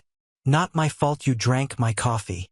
She rolled her eyes, but for the first time in years, they weren't hostile. And just like that, we weren't enemies anymore. My stepmother lost everything. Her family, her freedom, her life as she knew it. My father never spoke to her again. And Kelly? She moved on. She lived her life without the woman who tried to kill me and almost killed her instead. And me? I finally had a family that didn't hate me. Now on to the next story. Story 8. My brother stole my inheritance thinking I wouldn't notice. I didn't argue. I just let him dig his own grave. A month later, when he was broke and jobless, I received 37 calls. I should have known Adam wouldn't have let it go. I should have known as soon as the lawyer finished reading the will that this wasn't over. But at that moment I was too numb to care. My father was gone. Nothing else mattered. The lawyer's voice was calm as he read my father's final wishes. To my son Peter, I leave my entire estate, including my savings of $100,000. Silence. Then Adam let out a short laugh. Wait, what? I looked at him. His face was contorted in disbelief, his eyes darting between me and the lawyer as if waiting for someone to say this was a mistake. The lawyer just kept reading, unperturbed. Adam's laugh grew louder, but there was nothing funny about it. You're joking, right? Right? It's a typo or something. I mean, come on, $100,000, and I get what? Nothing. The lawyer cleared his throat. Those were your father's wishes. Adam shot out of his chair, his voice echoing off the walls of the office. What kind of father leaves everything to one kid and screws over the other? I just sat there. I hadn't asked for this. I didn't expect it. And honestly, I didn't care. I would have given every cent back just to have Dad sitting across from me instead of a lawyer with a stack of papers. But Adam, he cared a lot. He turned to me, his eyes burning. You knew about this, didn't you? I shook my head. No, he scoffed. Oh, please. You probably talked him into it. Talked him into it? You were always the favorite. I didn't respond. It only made him angrier. You don't even need the money. What are you doing with your life? Huh? Sit around in your little apartment and act like you're better than everyone else? You're pathetic. The lawyer cleared his throat again, obviously uncomfortable. If there's a problem, I suggest you take it up with your own legal counsel. But these were your father's wishes, and they are final. Adam's hands clenched into fists. Yeah, whatever. Keep your damn money. I don't need Dad's leftovers. I'll make my own. I'm better than you anyway. He grabbed his jacket, muttering curses as he stormed out. The door slammed behind him so hard the walls shook. The lawyer let out a small sigh and pushed his glasses up the bridge of his nose. Would you like a moment? He asked. I shook my head. No. Let's finish this. I signed the papers, shook the lawyer's hand, and walked out. Adam didn't call me. I didn't call him. I figured he'd cool off eventually. I was dead wrong. A week went by and Adam didn't call. No angry texts, no sarcastic messages. Nothing. I should have known that was a bad sign. Then, out of nowhere, he showed up at my apartment. It was late, almost midnight, when I heard the knock. Not a normal knock. It was fast, urgent, like someone desperate to get in. I opened the door and there he was, grinning like nothing ever happened. Hey, Pete, he said, stepping in without waiting for an invitation. You got a beer? I should have thrown him out. Should have slammed the door in his face after the way he acted at the lawyer's office. But he was my brother, and in spite of everything, I wanted to believe that he was here to apologize. I went to the kitchen, grabbed 2 beers, and handed him one. He plopped down on my couch like he owned the place. Listen, he said, taking a sip. I've been thinking. I got a little heated the other day. But, money does strange things to people. I leaned against the bar. You don't say. He ignored it. I was thinking maybe we could talk. Just us. Like old times. No lawyers, just brothers. I studied him. His voice was soft, but his hands were tapping on his knee like he was impatient for something. I didn't trust him, but against my better judgment, I wanted to. All right, I said. Talk. He smiled, acting like this was all perfectly normal. I understand why Dad left you the money. I do.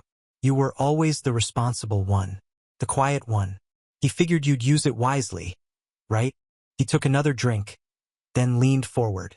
But let's face it, Pete, you don't need all that money. Not really. And me? I've got plans. Big plans. I just need a little boost. There it was. You want me to give you some? I said. He laughed and held up his hands. No, nothing like that. It's just, I was thinking maybe I could borrow some, as an investment. Help me get back on my feet. I stared at him. How much? He waved his hand as if it didn't matter. Not much. 50 grand. I almost choked. 50. It's nothing compared to what you have, he said quickly. And I'd pay you back. Come on, man. We're family. Blood. I let out a slow breath and shook my head. Adam, no. His smile faded. No. The silence stretched. He looked at me as if I had just stabbed him. Then, just as quickly, his expression changed to something unreadable. He finished his beer in one long gulp and stood up. All right, he said, dusting off his jeans. All right, I get it. You want to keep it all to yourself. Fine. Adam, it's not about that. But he was already heading for the door. No worries, bro. I see where we stand. He left without another word. I stood there for a long time, staring at the door. I knew this wasn't the last time I would hear from him. I just didn't know how far he was willing to go. I didn't hear from Adam for a few days after that. I figured he was pissed, but I wasn't about to chase after him. I had nothing to apologize for. Then one evening he showed up again. This time he was holding a six-pack and wearing the same charming smile he used whenever he wanted something. Truth, he said, holding up the beer. I was an idiot the other night. I came on too strong. Let's just hang out. Like brothers. I almost told him to get lost, but a part of me wanted to believe him. Maybe he really did just want to bury the hatchet. Maybe he was finally letting go of the inheritance nonsense. So I let him in. We sat on the couch drinking beer and talking about stupid things, old memories, childhood stories, people we used to know. For the first time in years, it actually felt like we were just brothers again. Then he sighed, rubbing the back of his neck. Look, Pete, I really do feel bad about how I acted. The money, whatever. I was just hurt, I felt like Dad didn't think I was good enough. But that's not your fault. I nodded. I get it. He smiled. Good, because I want to make it up to you. I got us something. A little surprise. I raised an eyebrow. A surprise? Yeah, it's in the car. Hold on. I'll grab it. I watched as he walked to the door, then turned back. Actually, could you grab me a glass of water while I'm out there? I'm parched. Something about the way he said it felt off, but I brushed it off, got up, and walked to the kitchen. That was the last thing I remembered. I woke up to bright, blinding lights. My head was pounding. My body felt weak, like I'd been hit by a truck. A voice called my name. Peter. I turned my head.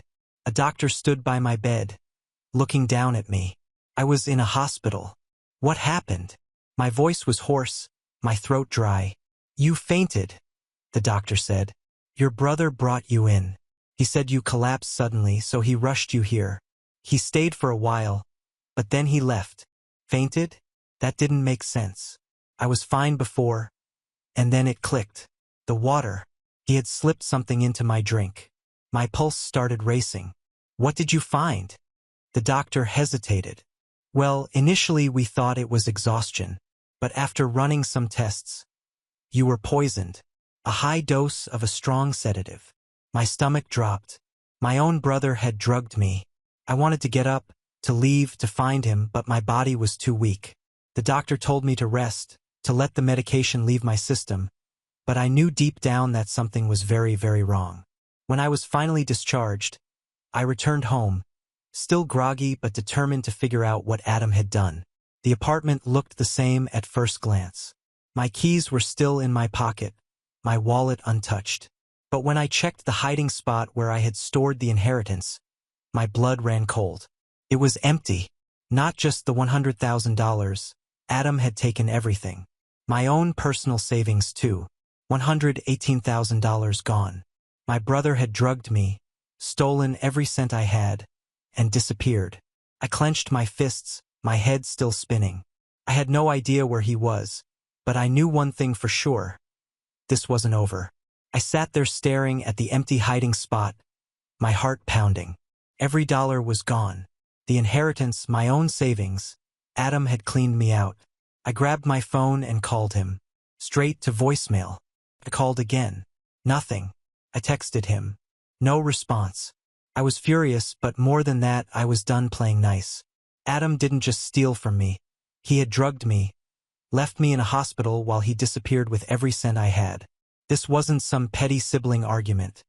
This was intentional. I knew I couldn't go to the cops. Adam was family, and I also knew how he worked.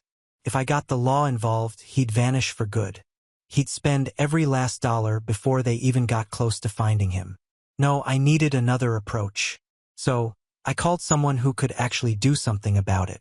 My friend James wasn't just any friend. He had serious connections, the kind of connections that could track people down no matter where they ran. James picked up on the first ring. "Pete? Haven't heard from you in a while. I need a favor." There was a pause. Then, "Go on." I explained everything, the will, Adam's meltdown, the fake apology, the drugging, and the stolen money. James listened quietly, and when I was done, he let out a low whistle. "Jesus, your own brother." "Yeah." James sighed. "All right, I'll ask around. See if anyone's heard of a guy suddenly flashing a lot of cash. Shouldn't take long." I thanked him and hung up. Then I waited. It didn't take long. The next day, James called me back. "Found him." My stomach tightened. "Where?" "Vegas." I nearly laughed. Of course, Adam was always a gambler. He must have thought he hit the jackpot with my money. "Here's the thing," James continued. "He's not just spending, he's burning through it. Private tables, high-stakes games, luxury suites. He's acting like a damn millionaire." I clenched my jaw. "How much does he have left?" "Hard to say, but if he keeps this up, he won't last another week." I ran a hand down my face. "Let him dig his own grave." James chuckled. "That's what I thought you'd say. I'll keep an eye on him. But when he crashes, and he will, what do you want to do?" I didn't have an answer for that yet. So I waited. And just like James predicted, it didn't take long. Exactly 1 month after I got out of the hospital, my phone started blowing up. 37 missed calls. All from Adam. I stared at the screen, my heartbeat steady now. He wanted to talk now that he was broke and desperate. I didn't pick up. I let him suffer. And then, just when I thought I had control, something unexpected happened. A blocked number called. I hesitated, then answered. A cold voice spoke on the other end. "You're Peter, right?" I froze. "Who's this?" The voice chuckled. "You don't know me, but I know your brother. And he owes me a lot of money." My grip tightened on the phone. "He told me you'd help him pay his debt." My blood ran cold. Adam hadn't just lost my money. He had gotten himself into something much worse. My breath caught in my throat. "What did you just say?" The voice on the other end was calm. Too calm. "Your brother, Adam. He told me you'd help him out." I clenched my jaw. "How much does he owe you?" A pause. Then, a little over 80 grand. I nearly dropped the phone. 80 grand? Adam hadn't just burned through my money. He had kept playing, kept losing, and then instead of stopping, he had borrowed from the wrong people. I exhaled slowly. "I don't owe you anything." The man chuckled. "Maybe not, but your brother made a promise. And if he can't pay," the implied threat hung in the air. I didn't respond. I was trying to process what the hell was happening. The man continued. Look, Peter, I don't like problems. I like solutions. Adam said you'd cover him. So I'm giving you the chance to make this right. I pinched the bridge of my nose. And if I say no? The man was quiet for a moment. Then Adam becomes my problem. And trust me, I handle my problems in ways he won't like. The call ended. I sat there gripping my phone so tightly my knuckles turned white. I had spent a month letting Adam suffer, letting him lose everything, thinking maybe he'd learn. But now he wasn't just broke. He was in serious danger. And like the coward he had thrown my name into it, thinking I'd bail him out. I had two choices. 1. Pay off his debt and let him walk away like nothing happened. 2. Do nothing and let him deal with the consequences. I should have chosen the second option. But then something unexpected happened. Less than an hour after that call, my doorbell rang. When I opened the door, Adam was standing there. He looked wrecked. Hair a mess, dark circles under his eyes, clothes wrinkled like he hadn't slept in days. He wasn't cocky anymore. He wasn't smirking. He looked afraid. Pete, he breathed. You gotta help me. I didn't say a word, just stared at him. His hands trembled. They're going to kill me. And for the first time in my life, I believed him. Adam shoved past me into the apartment, slamming the door behind him. He was shaking, his eyes darting around like he expected someone to bust in at any second. They're watching me, he whispered. I swear to God, Pete, they're watching me. I crossed my arms. Yeah, well, maybe you shouldn't have dragged me into this. He flinched. I didn't have a choice. I scoffed. You didn't have a choice? You stole my money, drugged me, then gambled it all away. And now, because you're a greedy idiot, you're 80 grand in the hole with a bunch of guys who probably break legs for a living. Adam's breath was shallow. I'll pay you back, I swear. I need help this one time, Pete. Just this once. I wanted to punch him. I wanted to throw him out and let him deal with the hell he had created. But the problem was, these weren't the kind of people you just deal with. If they had called me, it meant they were serious. I grabbed a chair and sat down. Start from the beginning. Tell me everything. Adam swallowed hard. I thought I could win it back. I laughed dryly. Of course you did. I was up, Pete. I was up big. 20, 30 grand. Then I got cocky. I started betting bigger and it spiraled. He wiped his face. I lost it all. And when I ran out, this guy, Silas, offered me credit. He said I had a trustworthy face. I stared at him. Let me guess. You took it. Adam nodded. I thought I could turn it around. Just needed one good hand. You lost it, didn't you? He exhaled sharply. Yeah. How much? He hesitated. At first, 20 grand. I gritted my teeth. So how the hell did it turn into 80? Interest, he said weakly. And the fact that I kept borrowing to win back what I lost. I leaned back, rubbing my temples. So now they want their money, and you threw my name in the mix. Adam's knee bounced. I panicked. Okay? I told them I had a way to pay it back. If I didn't say something, they were going to... He swallowed. They were going to hurt me, Pete. I stared at him. My own brother. A liar, a thief, a coward. And now my life was in danger because of his mistakes. I stood up. Get out. Adam's head snapped up. What? You heard me. Get out. His face twisted. You can't be serious. I walked to the door and opened it. You stole from me, and now you want me to pay for the mess you made? No. I'm done, Adam. I'm done saving you. His breathing turned ragged. They're going to kill me. Then run. He looked at me like I had slapped him. You're my brother. I shook my head. Not anymore. Adam didn't move at first. He just stood there like he was waiting for me to change my mind. But I didn't. Finally, he let out a shaky breath and stepped past me. Before he left, he turned back. His eyes were hollow. I hope you never need me the way I need you right now. And then he was gone. I locked the door, exhaled slowly, and sat back down. This should have been the end of it. But Adam wasn't the kind of guy who gave up. and neither were the people he owed. For weeks after Adam left, I expected something to happen. A call, a knock on the door, someone waiting for me outside my apartment. But nothing came. I asked James to keep an ear out just in case. A few days later, he called me back. "Your brother skipped town," he said. "Where?" "No clue. He's laying low." Smart move, considering the people he pissed off. And just like that, Adam was gone. At first, I felt nothing but relief. No more chaos, no more stress. My money was gone, sure, but I could rebuild. I could move on. And I did. Life slowly returned to normal.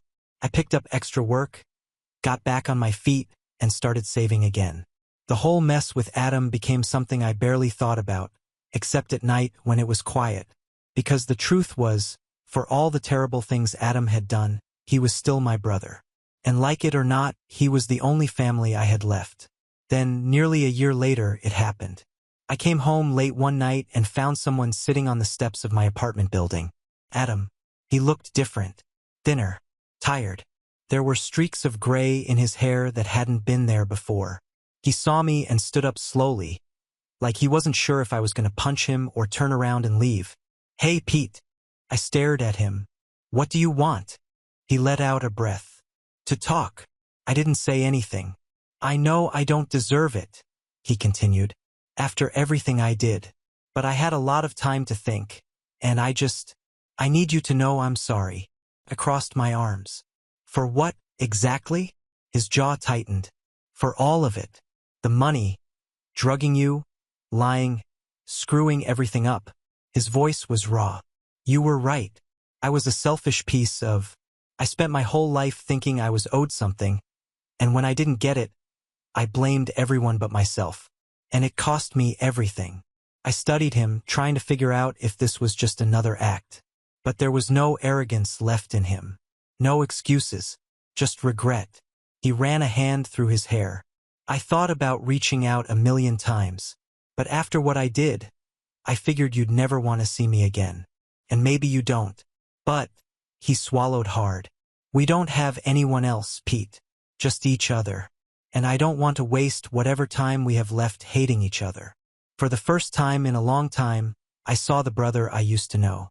Not the gambler, not the liar, just Adam. I sighed, shaking my head. "You put me through hell, man." "I know. And I'm paying you back every damn cent."